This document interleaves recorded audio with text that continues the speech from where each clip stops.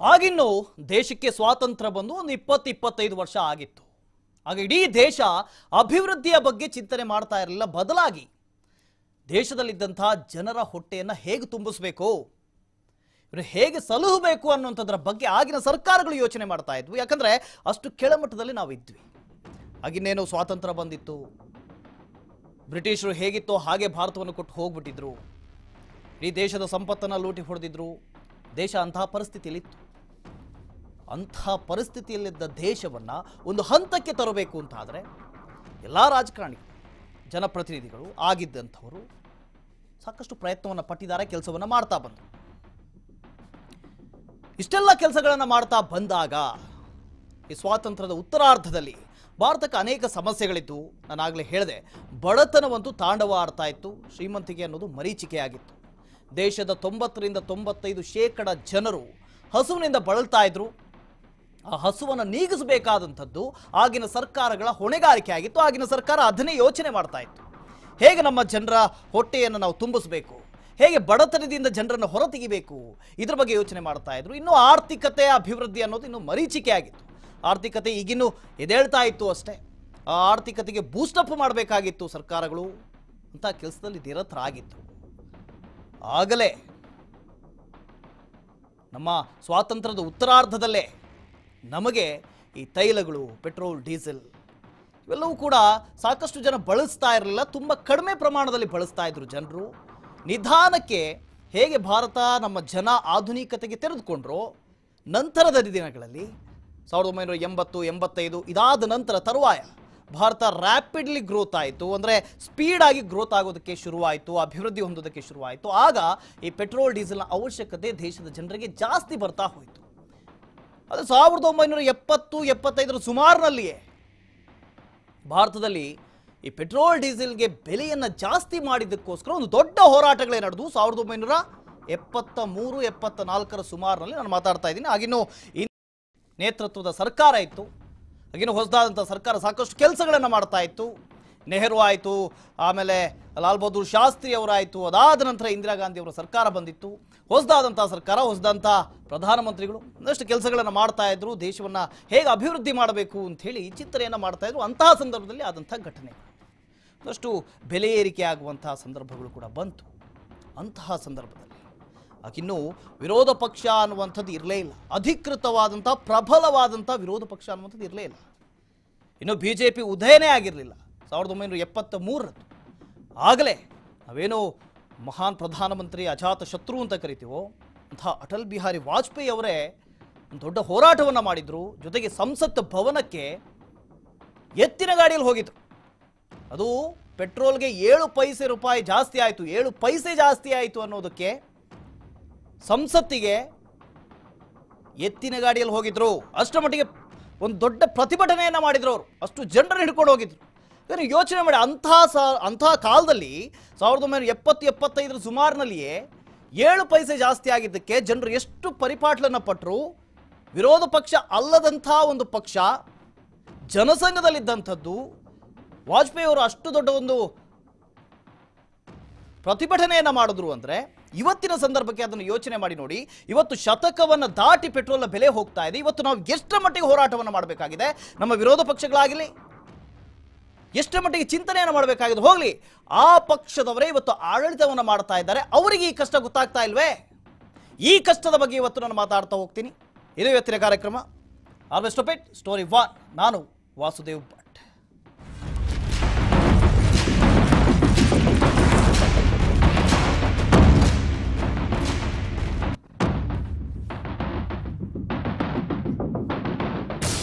ಜನಸಾಮಾನ್ಯರ ಬದುಕಿನ ಜೊತೆ ಇದೆಂತ ತಮಾಷೆಯನ್ನು ಆಡ್ತಾ ಇದ್ದೀರಿ ಕೇಂದ್ರ ಸರ್ಕಾರ.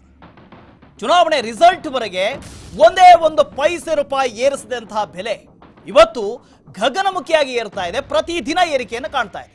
ಪಂಚರಾಜ್ಯಗಳ ಚುನಾವಣೆ ಆಯಿತು. ಆ ಚುನಾವಣೆಯ ಸಂದರ್ಭದಲ್ಲಿ ಭಾಷಣ ಬಿಗ್ದಿದ್ದು ಹೇಳಿದ್ದು ಒಂದೇ 1 ಪೈಸೆ ಪೆಟ್ರೋಲ್ ಡೀಸೆಲ್ನ ಮೇಲೆ ಬೆಲೆ ಏರಿಕೆ ಆಗಲಿಲ್ಲ.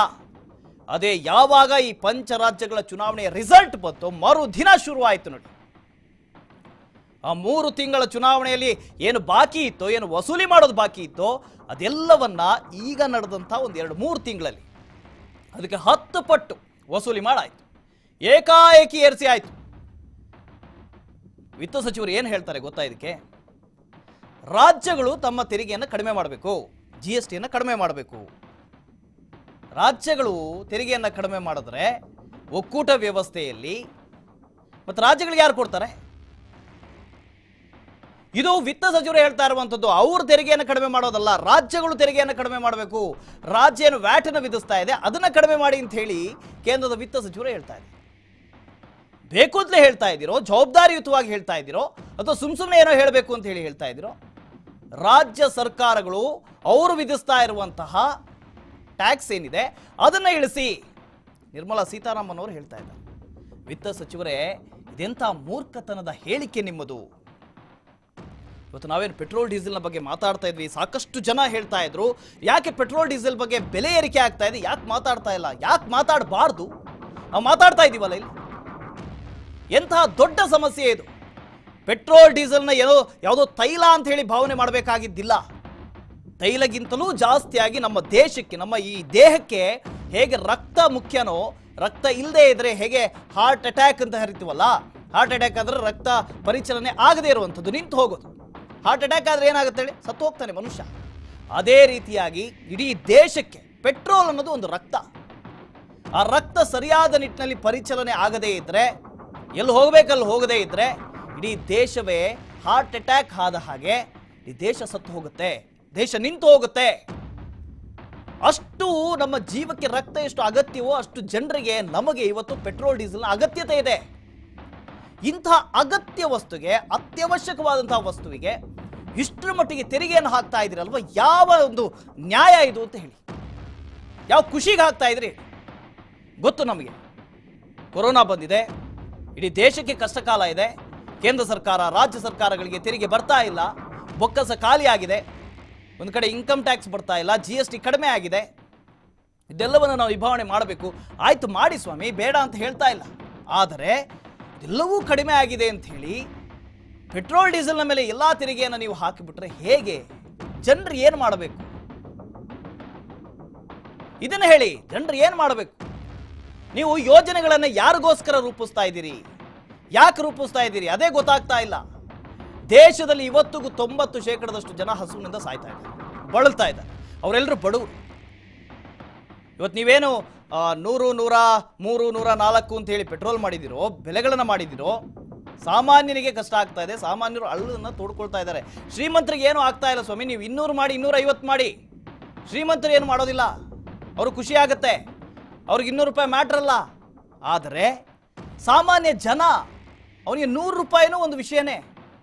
ಅವ್ನು ದುಡಿಯೋದು ಒಂದು 400 ರೂಪಾಯಿ ತಿಂಗಳಿಗೆ, ದಿನಕ್ಕೆ 400 ರೂಪಾಯಿ ಅಂದರೆ ತಿಂಗಳಿಗೆ ಒಂದು 12,000 ಆಯಿತು, 13,000 ಆಯಿತು. ಅದರಲ್ಲಿ ನೀವು ಈ ಬೆಲೆಯಲ್ಲಿ 103, 104 ರೂಪಾಯಿ ಬೆಲೆಯಲ್ಲಿ ದಿನಕ್ಕೆ ಆತ 100ರಿಂದ 200 ರೂಪಾಯಿ ಪೆಟ್ರೋಲ್ನೇ ಹಾಕಿಸ್ಬೇಕು. ಮೊದಲೆಲ್ಲ ಏನು ಮಾಡ್ತಾ ಇದ್ರು ಹೇಳಿ? ಪೆಟ್ರೋಲ್ ಹಾಕಿಸ್ಕೊಂಡು ದುಡಿಯೋದಕ್ಕೆ ಹೋಗ್ತಾ ಇದ್ರು. ಇವಾಗ ಪೆಟ್ರೋಲ್ ಹಾಕ್ಸ್ಕೊಳ್ಳೋಗೋಸ್ಕರವೇ ನಾವು ದುಡಿಬೇಕಾಗಿದೆ. ಇವತ್ತು ಪೆಟ್ರೋಲ್ ಹಾಕ್ಸ್ಬೇಕು, ಅದಕ್ಕೋಸ್ಕರ ದುಡಿಬೇಕು. ನಾವು ಎಂಥ ಪರಿಸ್ಥಿತಿಗೆ ತಂದಿಟ್ಟಿದ್ದೀರಿ ಹೇಳಿ? ಮೊದಲು ಕ್ರಿಕೆಟಲ್ಲೆಲ್ಲ ಸೆಂಚುರಿ ಹಾಕೋ ಭಾಳ ಖುಷಿ ಆಗ್ತಾ ಇತ್ತು.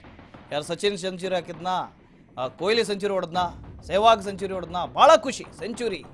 ಇವತ್ತು ಪೆಟ್ರೋಲ್ ಬೆಲೆ ಇವತ್ತಿನ ರೇಟು 103 ರೂಪಾಯಿ 32 ಪೈಸೆನೋ. ಇವತ್ತು ಬೆಳಗ್ಗೆ ಹಾಕಿಸ್ಕೊಂಬಂದೆ 103 ರೂಪಾಯಿ 32 ಪೈಸೆ. ಇನ್ನು ಕೆಲವೊಂದು ಬಂಕ್ಗಳು, ಶೆಲ್ ಅಂತ ಬಂಕ್ಗಳಲ್ಲಿ 108 ರೂಪಾಯಿ 109 ರೂಪಾಯಿ ಓಡ್ತಾ ಇದೆ. ಅದೇ 1973ರಲ್ಲಿ ಪೆಟ್ರೋಲ್ನ ಬೆಲೆ 7 ಪೈಸೆಗೆ ಜಾಸ್ತಿ ಆದಾಗ, ಆಗ ವಿರೋಧ ಪಕ್ಷ ಅಂತ ಯಾವುದು ಇರಲಿಲ್ಲ, ಆದರೂ ಕೂಡ ಜನಸಂಘದಲ್ಲಿದ್ದಂಥ ವಾಜಪೇಯಿ ಅವರು ಸಂಸತ್ತಿಗೆ ನೋಡಿ, ಸಂಸತ್ತಿಗೆ ಅವರು ಒಂದಷ್ಟು ಜನರನ್ನು ಕರ್ಕೊಂಡು ಒಂದು ಬಂಡಿಯಲ್ಲಿ ಹೋಗ್ತಾರೆ ಅಂತ ಹೇಳಿದ್ರೆ ನೋಡಿ, ದೃಶ್ಯದಲ್ಲಿ ನೋಡ್ತಾ ಇದ್ದೀರಿ. 1973ರಲ್ಲಿ 7 ಪೈಸೆ ಏರಿಕೆ ಆಗಿರುತ್ತೆ ಪೆಟ್ರೋಲ್ ಬೆಲೆ. ನೋಡಿ, ವಾಜಪೇಯಿ ಅವರು ಎತ್ತಿನ ಗಾಡಿಯಲ್ಲಿ ಹೋಗ್ತಾರೆ. ಎತ್ತಿನ ಗಾಡಿಯಲ್ಲಿ ಪ್ರತಿಭಟನೆಯ ಮೂಲಕ ಅಷ್ಟು ಜನರು ಇರ್ತಾರೆ. ಎತ್ತಿನ ಗಾಡಿಯಲ್ಲಿ ಬೆಲೆ ಏರಿಕೆ ವಿರುದ್ಧವಾಗಿ ಪ್ರತಿಭಟನೆಯನ್ನು ಮಾಡಿರ್ತಾರೆ. ಸಂಸತ್ತಿಗೆ ಹೋಗ್ತಾರೆ. ಆದರೆ ಇವತ್ತು ಅದೇ ಪಕ್ಷದವರು, ಅವರದ್ದೇ ಪಕ್ಷದವರು ಇವತ್ತು ಆಳ್ವಿಕೆಯಲ್ಲಿದ್ದಾರೆ. 7 ಪೈಸೆ ಬಿಡಿ ಸ್ವಾಮಿ, 71 ರೂಪಾಯಿ ಇದ್ದಂಥ ಪೆಟ್ರೋಲ್ ಇವತ್ತು 103 ರೂಪಾಯಿ 104 ರೂಪಾಯಿಗೆ ಹೋಗ್ತಾ ಇದೆ ಅಂದರೆ ಎಷ್ಟು ರೂಪಾಯಿ ಜಾಸ್ತಿ ಆಗಿದೆ ಹೇಳಿ? ಆಗ 7 ಪೈಸೆಗೆ, ಈಗ 103 ರೂಪಾಯಿ ಆಗಿದೆ. ಆದರೆ ಯಾರು ಪ್ರತಿಭಟನೆ ಮಾಡೋದಕ್ಕೆ ರೆಡಿ ಇಲ್ಲ. ಇಂದಿರಾ ಗಾಂಧಿ ಆಳ್ವಿಕೆಯಲ್ಲಿ ತುರ್ತು ಪರಿಸ್ಥಿತಿ ಹೇರಿದ್ರು. ಅದೊಂದು ಇಡೀ ದೇಶದಲ್ಲಿ ಪ್ರಜಾಪ್ರಭುತ್ವಕ್ಕೆ ಕರಾಳ ದಿನ ಅಂತ ಹೇಳಿ ಕರಿತೀವಿ. ಹೌದು, ಒಪ್ಕೊಳ್ಳೋಣ, ಕರಾಳ ದಿನವೇ. ಆ ದಿನಗಳನ್ನು ನಾವು ನೋಡಲಿಲ್ಲ. ಆಗ ಯಾವೆಲ್ಲ ಹೇಗಿತ್ತೋ ಆ ದಿನಗಳು ಹೇಗಿದ್ವೋ ನಮಗೆ ಗೊತ್ತಿಲ್ಲ. ನಮ್ಮ ಹಿರಿಕರು ಹೇಳಿದ್ದನ್ನು ಕೇಳಿದ್ದೀವಿ, ನಾವು ತಂದೆ ತಾಯಿಯವರು ಹೇಳಿದ್ದು ಕೇಳಿದ್ದೀವಿ, ಹೇಳಿದ್ದನ್ನು ಕೇಳಿಸ್ಕೊಂಡಿದ್ದೀವಿ, ನಮಗೆ ಗೊತ್ತಿಲ್ಲ.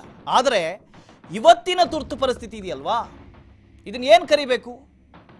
ಆರ್ಥಿಕ ತುರ್ತು ಪರಿಸ್ಥಿತಿ ಅಂತ ಕರಿಬೇಕು, ಅಥವಾ ಬಡವರಿಗೆ ಒದಗಿದಂಥ ತುರ್ತು ಪರಿಸ್ಥಿತಿ ಅಂತ ಹೇಳಿ ಕರಿಬೇಕು? ಊಟ ಮಾಡೋದಕ್ಕೆ ಕೂಳಿಲ್ಲ, ಉದ್ಯೋಗ ಇಲ್ಲ, ಸಂಬಳ ಇಲ್ಲ, ದುಡ್ಡಿಲ್ಲ, ಆದರೆ ಎಲ್ಲದಕ್ಕೂ ಕೂಡ ಬೆಲೆ ಏರಿಕೆ, ಕೊಂಡುಕೊಳ್ಳುವಂಥ ಕಿಂಚಿತ್ತು ಸಾಮರ್ಥ್ಯ ಜನರ ಕೈಯಲ್ಲಿಲ್ಲ. ಇದನ್ನು ಏನು ಅಂತ ಕರಿತೀರಿ? 1975ರಲ್ಲಿ ಆದಂಥ ತುರ್ತು ಪರಿಸ್ಥಿತಿ ನಾವು ನೋಡಿಲ್ಲ, ನಾವು ಕಂಡಿಲ್ಲ, ನಮಗೆ ಗೊತ್ತಿಲ್ಲ. ಇವತ್ತು ನಾವು ಎದುರಿಸ್ತಾ ಇದ್ದೀವಲ್ಲ, ಇದನ್ನ ಏನು ಕರಿಬೇಕು ನಾವು? ದೊಡ್ಡದಾಗಿ ಭಾಷಣ ಬಿಗಿತೀರಲ್ವ ನೀವು? 1975 ತುರ್ತು ಪರಿಸ್ಥಿತಿನ ಹೇರಿದ್ರು, ಇಡೀ ಪ್ರಜಾಪ್ರಭುತ್ವದಲ್ಲಿ ಕರಾಳ ದಿನ ಅದು. ಇವಾಗ ಏನು ಹೇಳ್ಬೇಕು ಸ್ವಾಮಿ? ಇದನ್ನ ಏನು ಕರಿಬೇಕು ನಾವು? ಪೆಟ್ರೋಲ್ ಖರೀದಿ ಮಾಡೋದಕ್ಕೋಸ್ಕರ ಜನರು ದುಡಿಬೇಕಾದಂಥ ಪರಿಸ್ಥಿತಿ ಬಂದಿದೆ. ನಿಮ್ಮ ನಾಯಕರೇ, ನಾವು ಸಾಕಷ್ಟು ಗೌರವವನ್ನು ಕೊಡ್ತೀವಿ ಅವರಿಗೆ. ಆಗ ಅಂತಹ ಕಾಲದಲ್ಲಿ 1973ರಲ್ಲಿ ಸಾಕಷ್ಟು ಸಮಸ್ಯೆಗಳಿದ್ದು. ಆಗಲೇ ಹೇಳಿದೆ ನಾನು, ಸ್ವಾತಂತ್ರ್ಯ ಪೂರ್ವದ ಹೇಗಿತ್ತು, ಸ್ವಾತಂತ್ರ್ಯೋತ್ತರ ಭಾರತ ಹೇಗಿತ್ತು, 1970-75ರ ಆ ಸಂದರ್ಭಗಳು ಹೇಗಿತ್ತು, ಆಗ ಸರ್ಕಾರಗಳ ಏನು ಮಾಡಬೇಕಾಗಿತ್ತು, ಸರ್ಕಾರಗಳು ಯಾವುದರ ಮೇಲೆ ಕಾನ್ಸಂಟ್ರೇಟ್ ಮಾಡ್ತಾ ಇದ್ರು. ಹಾಗೆ ರಾಜೀವ್ ಗಾಂಧಿ ಬಂದ ಮೇಲೆ 1985ರ ನಂತರದಲ್ಲಿ ಭಾರತ ಒಂದಷ್ಟು ತಾಂತ್ರಿಕವಾಗಿ ಆಧುನೀಕರಣಗೊಳ್ಳೋದಕ್ಕೆ ಶುರುವಾಯಿತು. ಅದಕ್ಕಿಂತ ಹಿಂದೆ ನಾನು ಹೇಳಿದ್ನಲ್ಲ, ಜನರ ಹೊಟ್ಟೆಯನ್ನು ಭರಿಸಬೇಕು, ಜನರನ್ನು ಹಸುವಿನಿಂದ ಮುಕ್ತ ಮಾಡಬೇಕು ಅನ್ನೋ ಹೇಳೋದೇ ಸರ್ಕಾರಗಳ ಧ್ಯೇಯ ಆಗಿತ್ತು. ಅವ ನಿಮ್ಮ ಪೆಟ್ರೋಲು, ಡೀಸೆಲ್ ಅದನ್ನೆಲ್ಲ ನೋಡ್ತಾ ಇರಲಿಲ್ಲ ಅವರು. ಆರ್ಥಿಕತೆ ಅಭಿವೃದ್ಧಿ ನಂತರದ ಮಾತುಗಳು. ಆಗ ಜನರಿಗೆ ಹೊಟ್ಟೆಗೆ ಕೂಳು ಕೊಡಬೇಕಾಗಿತ್ತು, ಅದೇ ಮುಖ್ಯವಾಗಿತ್ತು. ಅಂತಹ ಸಂದರ್ಭದಲ್ಲೇ ಪ್ರತಿಭಟನೆ ಮಾಡಿದ್ರು. ಇವತ್ತು ನಾವೇನು ದೊಡ್ಡದಾಗಿ ಅಭಿವೃದ್ಧಿ ಹೊಂದಿದ್ದೀವಿ, ನಾವೆಲ್ಲರೂ ಅಭಿವೃದ್ಧಿಶೀಲವಾಗಿದ್ದೀವಿ, ಆಧುನಿಕರಾಗಿದ್ದೀವಿ ಅಂಥೇಳಿ ಒಂದು ದೊಡ್ಡ ಬೈಕ್ಗಳಲ್ಲಿ ಓಡಾಡ್ತೀವಲ್ಲ, ಅದಕ್ಕೆ ಹಾಕುವಂಥ ಪೆಟ್ರೋಲ್ಗೆ ಇವತ್ತು ನಾವು ದುಡಿಬೇಕಾದಂಥ ಪರಿಸ್ಥಿತಿ ಬಂದಿದೆ ಅಂತ ಹೇಳಿದ್ರೆ ಎಂಥ ಪರಿಸ್ಥಿತಿಯಲ್ಲಿದ್ದೀವಿ, ನಾವು ಯಾವೆಲ್ಲ ಸಮಸ್ಯೆಗಳನ್ನು ಎದುರಿಸ್ತಾ ಇದ್ದೀವಿ. ಅಜಾತ ಶತ್ರು ಅಂತ ಹೇಳಿ ಕರಿತೀವಿ. ಮೇರು ಪ್ರಧಾನಮಂತ್ರಿಗಳು, ಅಷ್ಟೊಂದು ಗೌರವಯುತವಾದಂಥವರು. ಅಂತಹ ವಾಜಪೇಯಿ ಅವರೇ 1973ರಲ್ಲಿ ಬೆಲೆ ಏರಿಕೆಯನ್ನು ಖಂಡಿಸಿದರು. ಇವತ್ತು ಅವರ ಹೆಸರನ್ನೇ ಹೇಳಿಕೊಂಡು, ಅವರನ್ನೇ ಪ್ರಮುಖವಾದ ಮುಖವಾಗಿ ಇಟ್ಕೊಂಡಂಥ ಪಕ್ಷಗಳು ಅವರ ಹೆಸರನ್ನೇ ಹೇಳಿಕೊಂಡು ಮತವನ್ನು ಪಡಿತವೆ, ಸರ್ಕಾರಗಳನ್ನು ಮಾಡ್ತವೆ. ಪ್ರತಿಯೊಂದು ಸರ್ಕಾರದ ಯೋಜನೆಗಳಲ್ಲೂ ಕೂಡ, ತಮ್ಮ ಸಾಧನೆಗಳಲ್ಲೂ ಕೂಡ ಅವರ ಹೆಸರನ್ನೇ ಹೇಳ್ತವೆ. ಆದರೆ ಅವರು ಯಾಕೋಸ್ಕರ ಆವತ್ತು ಪ್ರತಿಭಟನೆಗಳನ್ನು ನಡೆಸಿದ್ರು, ವಿರೋಧಗಳನ್ನು ಮಾಡಿದ್ರು, ಅದನ್ನು ಇವತ್ತು ಇವರು ಮಾಡ್ತಾ ಇದ್ದಾರೆ. ಹಾಗಾದರೆ ನಿಮ್ಮ ಪಕ್ಷದಲ್ಲಿರುವಂತಹ ಮುಖ್ಯಸ್ಥರಿಗೆ, ನಿಮ್ಮ ಪಕ್ಷದಲ್ಲಿ ಇದ್ದಂತಹ ಸಾಧಕರಿಗೆ ನೀವು ಕೊಟ್ಟಂಥ ಮರ್ಯಾದೆ ಏನು? ಹಾಗಾದರೆ ಯಾವ ಮರ್ಯಾದೆಯನ್ನು ಕೊಟ್ರಿ ನೀವು? ನೋಡಿ, ದೃಶ್ಯದಲ್ಲಿ ನೋಡಿ, 1973ರಲ್ಲಿ ಅವರೇ ಪ್ರತಿಭಟನೆ ಮಾಡಿ, ಇವತ್ತು ಅದೇ ಪಕ್ಷ ಬೆಲೆ ಏರಿಕೆ ಮಾಡ್ತಾ ಇದೆ. ಪೆಟ್ರೋಲ್ ಡೀಸೆಲ್ಗೆ 103 ರೂಪಾಯಿ ದಾಟಿ ಹೋಗ್ತಾ ಇದೆ. ಏನು ಕಾರಣ ಇದಕ್ಕೆಲ್ಲ? ಆ ಕಾಲದಲ್ಲಿ 1973ರಲ್ಲಿ ಇಂದಿರಾ ಗಾಂಧಿ ಅವರ ಸರ್ಕಾರವನ್ನು ವಿರೋಧಿಸಿ ಈ ಪ್ರತಿಭಟನೆ ನಡೆಯಿತು. ಇಂದಿರಾ ಗಾಂಧಿ ಅವರ ಸರ್ಕಾರ ಅದಾದ ಮೇಲೆ ಅವರು ತುರ್ತು ಪರಿಸ್ಥಿತಿಯನ್ನು ಹೇರಿದ್ರು. ಸಿಖ್ಖರ ಮೇಲೆ ದೊಡ್ಡ ದಂಗೆಗಳಾದವು, ಸಾಕಷ್ಟು ಕೆಟ್ಟದ್ದು ಆಗಿದ್ದಾವೆ. ಅದರ ಜೊತೆಗೆ ಸಾಕಷ್ಟು ಒಳ್ಳೆಯ ಕೆಲಸಗಳು ಕೂಡ ನಡೆದವು. ಬ್ಯಾಂಕ್ಗಳ ರಾಷ್ಟ್ರೀಕರಣ ಆಗಿರ್ಬೋದು, ಮತ್ತೊಂದು ಅಣುಬಾಂಬ್ನ ಪ್ರಯೋಗ ಆಗಿರ್ಬೋದು, ಇಂತಹ ದೊಡ್ಡ ಮಹತ್ ಕಾರ್ಯಗಳು ಕೂಡ ನಡೆದಿದ್ದಾವೆ. ದೇಶ ಪ್ರಗತಿಯ ಪಥಕ್ಕೂ ಕೂಡ ಬಂತು. ದಿಟ್ಟ ಮಹಿಳೆ ಅಂತ ಹೇಳ್ತೀವಿ, ಇಂತಹ ಕೆಲಸಗಳು ಕೂಡ ನಡೆದವು. ಆ ಕಾಲದಲ್ಲಿ ಆದಂತಹ ವಿರೋಧಿ ಪ್ರಜಾಪ್ರಭುತ್ವಕ್ಕೆ ಮಾರಕ ಕರಾಳ ದಿನಗಳು ಅಂತ ಹೇಳಿ ಎಮರ್ಜೆನ್ಸಿಯನ್ನೇನು ಕರಿತೀವಿ, ಅದೇ ಎಮರ್ಜೆನ್ಸಿಯನ್ನ ಆಗ ಯಾರೆಲ್ಲ ವಿರೋಧ ಮಾಡಿದ್ರು ಅಂಥ ಜನರೇ ಇವತ್ತು ಮೋದಿ ಸರ್ಕಾರವನ್ನು ಕೂಡ ವಿರೋಧ ಮಾಡ್ತಾ ಇದ್ದಾರೆ. ಈಗ ಇರುವಂಥ ಪರಿಸ್ಥಿತಿಯನ್ನು ಅವರು ವಿರೋಧ ಮಾಡ್ತಾ ಇದ್ದಾರೆ. ಒಂದು ಕಡೆ ಇಂದಿರಾ ಗಾಂಧಿ ಅವ್ರನ್ನ ವಿರೋಧ ಮಾಡಿದಂಥವ್ರು, ಇನ್ನೊಂದು ಕಡೆ ಈಗ ಮೋದಿ ಅವ್ರನ್ನ ವಿರೋಧ ಮಾಡ್ತಾ ಇರುವಂಥವ್ರು. ಯಾಕೆ ಹಾಗಾದರೆ ಅವರು ವಿರೋಧ ಮಾಡ್ತಾ ಇದ್ದಾರೆ? ಯಾಕೆ ಮಾಡ್ತಾ ಇದ್ದಾರೆ? ಏನೋ ಸಾಮ್ಯತೆ ಇರಬೇಕಲ್ವಾ? ಆಗಿನ ಕಾಲಕ್ಕೂ ಈಗಿನ ಕಾಲಕ್ಕೂ ಹಾಗಾದರೆ ಏನು ವ್ಯತ್ಯಾಸ ಇದೆ? ಅದೇ ಕರಾಳ ದಿನಗಳನ್ನು ಇವತ್ತು ನಾವು ಅನುಭವಿಸ್ತಾ ಇದ್ದೀವಿ. ಅದೇ ಕರಾಳ ದಿನಗಳಲ್ಲಿ ಇವತ್ತು ನಾವಿದ್ದೀವಿ. ವಿತ್ತ ಸಚಿವೆ ನಿರ್ಮಲಾ ಸೀತಾರಾಮನ್ ಏನೋ ಈ ರೀತಿಯಾಗಿ ಬೇಜವಾಬ್ದಾರಿಯಾಗಿ ಹೇಳಿಕೆಯನ್ನು ನೀಡ್ತಾ ಇದ್ದಾರೆ. ಏನು ಹೇಳಿದ್ರು ಅವರು? ಏನಂದರೆ ಕೇಂದ್ರ ಸರ್ಕಾರ ಯಾಕೆ ಟ್ಯಾಕ್ಸ್ ಕಡಿಮೆ ಮಾಡಬೇಕು, ರಾಜ್ಯಗಳು ಕಡಿಮೆ ಮಾಡಿ. ರಾಜ್ಯದ ಗೃಹ ಸಚಿವರಾದಂಥ ಬಸವರಾಜ ಬೊಮ್ಮಾಯಿ ನಿರ್ಮಲಾ ಸೀತಾರಾಮನ್ ಹೇಳಿಕೆಗೆ ರಿಯಾಕ್ಟ್ ಮಾಡಿದ್ದಾರೆ. ಒಂದು ಕಡೆ ನಿರ್ಮಲಾ ಸೀತಾರಾಮನ್ ಅವರು ಹೇಳ್ತಾರೆ ರಾಜ್ಯಗಳು ತಮ್ಮ ತೆರಿಗೆಯನ್ನು, ತಮ್ಮ ಪಾಲಿಗೆ ಏನು ತೆರಿಗೆ ಬರ್ತಾ ಇದೆ ಅದನ್ನು ಕಡಿತ ಮಾಡಿ ಅಂತ ಹೇಳ್ತಾರೆ. ತಮ್ಮ ಕೇಂದ್ರ ಸರ್ಕಾರ ಏನು ತೆರಿಗೆ ಹೇರ್ತಾ ಇದೆಯೋ ಅದ್ರ ಬಗ್ಗೆ ಮಾತಾಡೋದಿಲ್ಲ. ರಾಜ್ಯ ಸರ್ಕಾರಗಳು ಕಡಿಮೆ ಮಾಡಿ ಅಂತ ಹೇಳ್ತವೆ. ಹಾಗಾದ್ರೆ ಇದಕ್ಕೆ ರಾಜ್ಯದ ಗೃಹ ಸಚಿವರು ಬಸವರಾಜ ಬೊಮ್ಮಾಯಿ ಅವರು ಏನು ರಿಯಾಕ್ಟ್ ಮಾಡಿದ್ದಾರೆ ಕೇಳ್ಕೊಂಡು. ಎರಡು ಕಡೆ ಇದೆ, ಇಡೀ ದೇಶದ ವಿಚಾರ.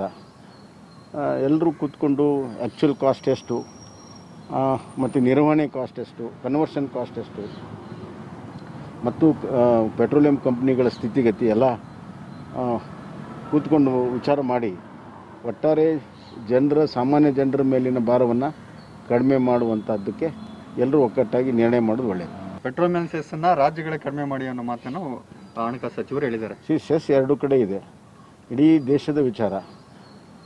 ಎಲ್ಲರೂ ಕೂತ್ಕೊಂಡು ಆ್ಯಕ್ಚುಯಲ್ ಕಾಸ್ಟ್ ಎಷ್ಟು ಮತ್ತು ನಿರ್ವಹಣೆ ಕಾಸ್ಟ್ ಎಷ್ಟು, ಕನ್ವರ್ಷನ್ ಕಾಸ್ಟ್ ಎಷ್ಟು ಮತ್ತು ಪೆಟ್ರೋಲಿಯಂ ಕಂಪ್ನಿಗಳ ಸ್ಥಿತಿಗತಿ ಎಲ್ಲ ಕೂತ್ಕೊಂಡು ವಿಚಾರ ಮಾಡಿ ಒಟ್ಟಾರೆ ಸಾಮಾನ್ಯ ಜನರ ಮೇಲಿನ ಭಾರವನ್ನು ಕಡಿಮೆ ಮಾಡುವಂಥದ್ದಕ್ಕೆ ಎಲ್ಲರೂ ಒಗ್ಗಟ್ಟಾಗಿ ನಿರ್ಣಯ ಮಾಡೋದು ಒಳ್ಳೆಯದು. ಪೆಟ್ರೋಲ್ ಮೇಲ್ ಸೆಸ್ಸನ್ನು ರಾಜ್ಯಗಳೇ ಕಡಿಮೆ ಮಾಡಿ ಅನ್ನೋ ಮಾತನ್ನು ಹಣಕಾಸು ಸಚಿವರು ಹೇಳಿದ್ದಾರೆ. ಸೆಸ್ ಎರಡು ಕಡೆ ಇದೆ, ಇಡೀ ದೇಶದ ವಿಚಾರ. ಎಲ್ಲರೂ ಕೂತ್ಕೊಂಡು ಆ್ಯಕ್ಚುಯಲ್ ಕಾಸ್ಟ್ ಎಷ್ಟು ಮತ್ತು ನಿರ್ವಹಣೆ ಕಾಸ್ಟ್ ಎಷ್ಟು, ಕನ್ವರ್ಷನ್ ಕಾಸ್ಟ್ ಎಷ್ಟು ಮತ್ತು ಪೆಟ್ರೋಲಿಯಂ ಕಂಪ್ನಿಗಳ ಸ್ಥಿತಿಗತಿ ಎಲ್ಲ ಕೂತ್ಕೊಂಡು ವಿಚಾರ ಮಾಡಿ ಒಟ್ಟಾರೆ ಸಾಮಾನ್ಯ ಜನರ ಮೇಲಿನ ಭಾರವನ್ನು ಕಡಿಮೆ ಮಾಡುವಂಥದ್ದಕ್ಕೆ ಎಲ್ಲರೂ ಒಗ್ಗಟ್ಟಾಗಿ ನಿರ್ಣಯ ಮಾಡೋದು ಒಳ್ಳೆಯದು. ಪೆಟ್ರೋಲ್ ಮೇಲ್ ಸೆಸ್ಸನ್ನು ರಾಜ್ಯಗಳೇ ಕಡಿಮೆ ಮಾಡಿ ಅನ್ನೋ ಮಾತು. ಐ ಡೋಂಟ್ ನೋ ಹೇಗೆ ನಿರ್ಮಲಾ ಸೀತಾರಾಮನ್ ಅವರು ಈ ಮಾತನ್ನ ಹೇಳಿದ್ರು ಅದು ಗೊತ್ತಾಗ್ತಾ ಇಲ್ಲ ನನಗೆ. ರಾಜ್ಯಗಳು ತಮ್ಮ ಪಾಲಲ್ಲಿರುವಂಥ ಏನು ತೆರಿಗೆಯನ್ನು ಹಾಕ್ತಾವೋ, ವ್ಯಾಟನ್ನು ಹಾಕ್ತಾವೋ ಅದನ್ನು ಕಡಿಮೆ ಮಾಡಿ ಅಂತ ಹೇಳಿ ಹೇಳ್ತಾರೆ. ನೀವು ಹಾಕ್ತಾ ಇರೋ ತೆರಿಗೆ ಅಲ್ವಾ, ಅದರ ಬಗ್ಗೆ ಅವರದೇ ಪಕ್ಷದ, ಅವರದೇ ಸರ್ಕಾರದ ಗೃಹ ಸಚಿವರು, ರಾಜ್ಯದ ಗೃಹ ಸಚಿವರು ಬಸವರಾಜ ಬೊಮ್ಮಾಯಿ ಅವರು ಹೇಳ್ತಾರೆ ಇದು ದೇಶಕ್ಕೆ ಸಂಬಂಧಪಟ್ಟಂಥದ್ದು. ಗೊತ್ತಿದೆ ಎಲ್ರಿಗೂ, ದೇಶಕ್ಕೆ ಸಂಬಂಧಪಟ್ಟಿದ್ದು. ಒಕ್ಕೂಟ ವ್ಯವಸ್ಥೆ ಇದು. ಕೂತ್ಕೊಂಡು ಮಾತಾಡಬೇಕು. ಯಾರು ಮಾತಾಡಬೇಕಾಗಾದ್ರೆ ಕೂತ್ಕೊಂಡು ಯಾರು ಮಾತಾಡಬೇಕು? ಕರ್ನಾಟಕದಿಂದ ಆರಿಸಿ ಹೋದಂತಹ ನಿರ್ಮಲಾ ಸೀತಾರಾಮನ್ ಅವರು ಇವತ್ತು ದೇಶದ ಆರ್ಥಿಕ ಸಚಿವರಾಗಿದ್ದಾರೆ, ಅರ್ಥ ಸಚಿವರಾಗಿದ್ದಾರೆ. ಕರ್ನಾಟಕಕ್ಕೆ ಬಂದು ಹೇಳ್ತಾರೆ ರಾಜ್ಯಗಳು ತಮ್ಮ ಪಾಲಲ್ಲಿರುವಂತಹ ತೆರಿಗೆಗಳನ್ನು ಕಡಿಮೆ ಮಾಡಿ. ರಾಜ್ಯಗಳು ಕಡಿಮೆ ಮಾಡ್ತವೆ, ಆಯಿತು. ನೀವು ಕಡಿಮೆ ಮಾಡ್ತೀರಾ? ಕೇಂದ್ರ ಸರ್ಕಾರ ಕಡಿಮೆ ಮಾಡುತ್ತಾ? ನೀವು ಕೂಡ ತೆರಿಗೆ ಹಾಕ್ತಾ ಇದ್ದೀರಾ, ನೀವು ಅಬಕಾರಿ ಸುಂಕವನ್ನು ಹಾಕ್ತಾ ಇದ್ದೀರಾ, ಸೆಸ್ ಹಾಕ್ತಾ ಇದ್ದೀರಾ, ಅದನ್ನು ಕಡಿಮೆ ಮಾಡ್ತಾ ಇಲ್ಲ ನೀವು. ರಾಜ್ಯ ಸರ್ಕಾರಗಳು ಕಡಿಮೆ ಮಾಡಿ ಅಂತ ಹೇಳಿದ್ರೆ ಯಾಕೆ ಮಾಡಬೇಕು ಅವರು? ಯಾಕೆ ಮಾಡಬೇಕು? ಆಯಿತು, ರಾಜ್ಯ ಸರ್ಕಾರವಾದರೂ ಮಾಡಿ, ಕೇಂದ್ರ ಸರ್ಕಾರವಾದರೂ ಮಾಡಿ, ಕಡಿಮೆ ಮಾಡಿ ಸ್ವಾಮಿ. ನೀವೇ ತಾನೇ ಹೇಳಿದ್ದು ಕೇಂದ್ರದಲ್ಲಿ ಬಿಜೆಪಿ ಸರ್ಕಾರ, ರಾಜ್ಯದಲ್ಲಿ ಬಿಜೆಪಿ ಸರ್ಕಾರ, ಡಬಲ್ ಎಂಜಿನ್ ಸರ್ಕಾರ ಆಗತ್ತೆ. ರಾಜ್ಯ ಹಿಂದೆಂದು ಕಾಣದಂತೆ ಅಭಿವೃದ್ಧಿ ಆಗತ್ತೆ. ಎಲ್ಲಿ ಯಾವ ಅಭಿವೃದ್ಧಿ ಬಗ್ಗೆ ಮಾತಾಡ್ತಾ ಇದ್ದೀರಿ? ಎಲ್ಲ ಅಭಿವೃದ್ಧಿ ಆಗ್ತಾ ಇದೆ. ನೀವು ಅಭಿವೃದ್ಧಿ ಮಾಡಬೇಡಿ ಸ್ವಾಮಿ, ಜನರನ್ನ ಬದುಕೋದಕ್ಕೆ ಬಿಡಿ. ಜನರನ್ನ ತಮ್ಮ ಪಾಡಿಗೆ ಬದುಕೋದಕ್ಕೆ ಬಿಡಿ. ಎಷ್ಟು ದಿನ ಅಂತ ಹೇಳಿ ಜನರನ್ನ ಭ್ರಮೆಯಲ್ಲಿ ತೇರಿಸ್ತೀರಿ ಹೇಳಿ? ಎಷ್ಟು ದಿನ? ಮಾತೆತ್ತಿದ್ರೆ ಬಾರ್ಡ್ರು, ಮಾತೆತ್ತಿದ್ರೆ ಸೈನ್ಯ, ಜನ ಸಾಯ್ತಾ ಇದ್ದಾರೆ. ಜನರಿಗೆ ಪೆಟ್ರೋಲ್ ಹಾಕೋದಕ್ಕೋಸ್ಕರ ದುಡಿಬೇಕಾಗಿದೆ, ತಿನ್ನೋದಕ್ಕೆ ಅನ್ನ ಇಲ್ಲ. ಏನು ಮಾಡಬೇಕು ಸ್ವಾಮಿ? ಇವತ್ತೊಂದು ಕಾರು, ಇವತ್ತೊಂದು ಬೈಕು, ನಾವೆಲ್ಲ ಫುಲ್ ಟ್ಯಾಂಕ್ ಪೆಟ್ರೋಲ್ ಹಾಕಿಸ್ಕೊಂಡು ಹೋದರೆ ಇನ್ನೊಂದು 20-25 ದಿನ ಏನು ಸಮಸ್ಯೆ ಇಲ್ಲ ಅಂತ ಹೇಳಿ ಓಡಾಡ್ತಾ ಇತ್ತು. ಇವತ್ತು ಒಂದು ಕಾರಿಗೆ ಫುಲ್ ಟ್ಯಾಂಕ್ ಮಾಡಬೇಕು ಅಂತಂದರೆ 4,500 ಬೇಕು. 40 ಲೀಟ್ರ್ ಇರೋಂಥ ಒಂದು ಕಾರಿಗೆ. ನಾವು ಬೈಕಿಗೆ 2,500 ಸಾವಿರ ಬೇಕು. ಎಲ್ರಿಗೂ ಗೊತ್ತು, ಯೂಸ್ ಮಾಡ್ತೀರ ತಾನೇ, ಬೈಕ್ಗಳನ್ನು ಓಡಿಸ್ತೀರಲ್ವಾ, ಎಲ್ರಿಗೂ ಗೊತ್ತಿದೆ. ಅದನ್ನ ಇಟ್ಕೊಂಡ್ರು ಕೂಡ 10 ದಿನಕ್ಕೆ ನಾವು ಪೆಟ್ರೋಲ್ ಬರೋದಿಲ್ಲ. ಇನ್ನು ದುಡ್ದು ಏನು ಮಾಡ್ಬೇಕು ಹೇಳಿ? ಬೆಲೆ ಏರಿಕೆಯನ್ನು ಖಂಡಿಸಿನೇ ಬಂದಿರೋದು ನೀವು. ಮೆಹಂಗಾಯಿ ಅಂತ ಹೇಳಿ ನಿಮ್ಮಂಥವ್ರು ಅನೇಕ ನಾಯಕರಿದ್ದಾರೆ, ಹೆಸರು ಹೇಳ್ತಾ ಹೋಗ್ತೀನಿ ಆಮೇಲೆ. ಅಷ್ಟು ಜನರು ಪ್ರತಿಭಟನೆಯನ್ನು ಮಾಡಿ ಇವತ್ತು ಅಧಿಕಾರಕ್ಕೆ ಬಂದಿದ್ದೀರಿ. ಆದರೆ ಅದೇ ಕೆಲಸವನ್ನು ನೀವು ಮಾಡ್ತಾ ಇದ್ದೀರಿ. ನಿಮ್ಮನ್ನು ಯಾಕೆ ಆಯ್ಕೆ ಮಾಡಬೇಕಾಗಿತ್ತು? ನಾವು ಆರ್ ವಿ ಸ್ಟಾಪ್ ಇಟ್. ಇಡೀ ದೇಶದಲ್ಲೇ ಪೆಟ್ರೋಲ್ ಡೀಸೆಲ್ ಮಾತ್ರವಲ್ಲ, ಅಡಿಗೆ ಸಿಲಿಂಡರ್ ಬೆಲೆಯೂ ಕೂಡ ಏರಿಕೆ ಆಗ್ತಾ ಇದೆ. ಇಡೀ ಜನರು ಆಕ್ರೋಶವನ್ನು ಹೊರಹಾಕ್ತಾ ಇದ್ದಾರೆ. ಇನ್ನು ನಮ್ಮ ರಾಜ್ಯದ ಮೈಸೂರಿನ ಜನರು ಕೂಡ ಈ ಬೆಲೆ ಏರಿಕೆಯ ವಿರುದ್ಧವಾಗಿ ಸಾಕಷ್ಟು ಆಕ್ರೋಶವನ್ನು ಹೊರಹಾಕ್ತಾ ಇದ್ದಾರೆ. ಇದ್ರ ಬಗ್ಗೆ ಮಾತನಾಡೋದಕ್ಕೆ ಮೈಸೂರಿನ ಜನತೆ ಇದ್ದಾರೆ. ನನ್ನ ಜೊತೆ ನಮ್ಮ ಪ್ರತಿನಿಧಿ ಸುರೇಶ್ ಜಾಯ್ನ್ ಆಗ್ತಾ ಇದ್ದಾರೆ. ಎಸ್ ಸುರೇಶ್, ಇಡೀ ದೇಶದಾದ್ಯಂತ ಜನರು ಇವತ್ತು ಆಕ್ರೋಶವನ್ನು ಹೊರಹಾಕ್ತಾ ಇದ್ದಾರೆ. ಒಂದೇ ಕಾರಣ, ಬೆಲೆ ಏರಿಕೆ. ಪೆಟ್ರೋಲ್ ಡೀಸೆಲ್ನ ಬೆಲೆ ಏರಿಕೆಯಾಗಿದೆ, ಗ್ಯಾಸ್ ಸಿಲಿಂಡರ್ಗಳ ಬೆಲೆ ಏರಿಕೆಯಾಗಿದೆ. ಎಲ್ಲವನ್ನ ಇಟ್ಕೊಂಡು ಜನರು ಇವತ್ತು ಭ್ರಮ ನಿರಸನಕ್ಕೆ ಒಳಗಾಗಿದ್ದಾರೆ. ಮೈಸೂರಿನ ಜನರು ಏನು ಹೇಳ್ತಾರೆ ಇದಕ್ಕೆ?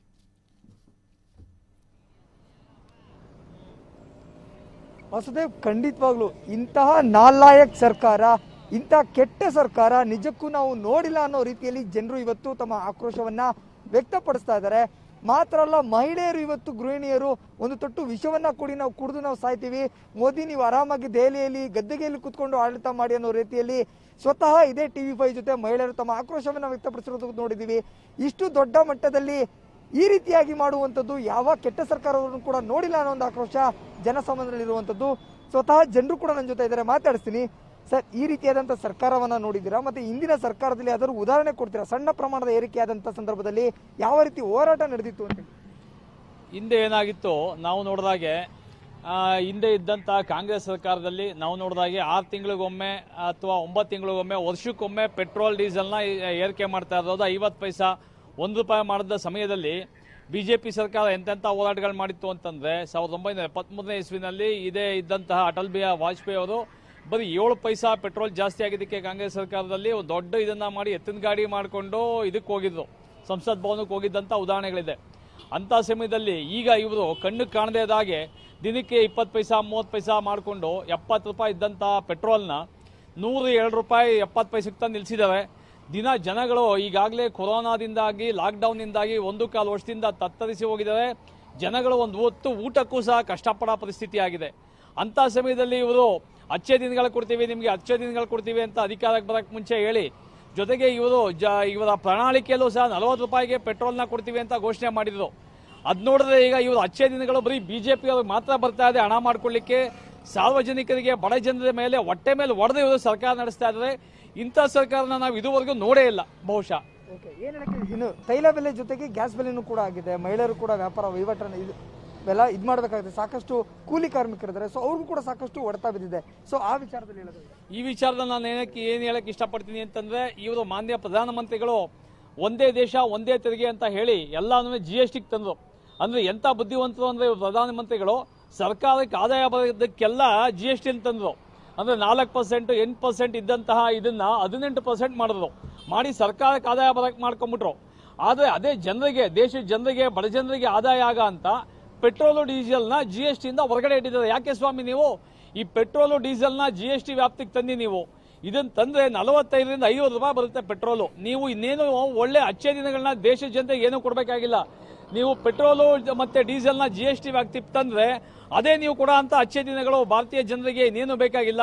ಜೊತೆಗೆ ಮೊನ್ನೆ ಶುಕ್ರವಾರ ಕೇಂದ್ರ ಹಣಕಾಸು ಸಚಿವೆ ಆದಂತಹ ನಿರ್ಮಲಾ ಸೀತಾರಾಮನ್ ಅವರು ಏನು ಹೇಳ್ತಾರೆ, ತೈಲ ದರನ ಇದು ಮಾಡೋ ಅಂಥದ್ದು ರಾಜ್ಯ ಸರ್ಕಾರದ ಕೈಲಿದೆ. ರಾಜ್ಯ ಸರ್ಕಾರ ಮನ್ಸು ಮಾಡಿದ್ರೆ ನಾವು ತೈಲ ದರನ GST ವ್ಯಾಪ್ತಿಗೆ ತರ್ತೀವಿ ಅಂತ ಹೇಳ್ತಾರೆ. ಇದನ್ನ ಕೇಳೋದು ಏನಿದೆ, ಜನತೆಗೆ ಒಳ್ಳೇದಾಗುತ್ತೆ. ಬಡ ಜನರು ಹೊಟ್ಟೆ ಹುಡ್ಕೊಂಡು ಸಾಯ್ತಾ ಇದ್ದಾರೆ. ಹೆಂಗಸರು ಸಹ ಬೀದಿಗೆ ಬಂದು ಬೈತಾ ಇದ್ದಾರೆ. ಇಂಥ ಸರ್ಕಾರ ನಾ ಜೀವನದಲ್ಲಿ ನೋಡಿಲ್ಲ. ಇಷ್ಟು ಹೆಚ್ಚುವರಿ ಆಗಂತ ಅಗತ್ಯ ವಸ್ತು ಬೆಲೆಗಳು, ಪೆಟ್ರೋಲ್ ಡೀಸೆಲ್ ಜೊತೆಗೆ ಅಡಿಗೆ ಎಣ್ಣೆ ಸಹ ₹85 ಇದ್ದಂಥ ಸನ್ಪ್ಯೂರ್ ಎಣ್ಣೆ ₹170, ₹180 ಆಗಿದೆ. ಜನಗಳು, ಗೃಹಿಣಿಯರು ಬಾಯಿ ಬಿಡ್ಕೊತಾ ಇದ್ದಾರೆ, ನಾವು ಹೆಂಗೆ ಅಡಿಗೆ ಮಾಡಬೇಕು ಮನೆಯಲ್ಲಿ ಅಂತ. ಈ ಥರ ವಸ್ತು ಸರ್ಕಾರನ ನಾವು ಇಡೀ ಇದರಲ್ಲಿ ಜೀವಮಾನದಲ್ಲೇ ಮೊದಲನೇ ಬಾರಿ ನೋಡಿರೋದು.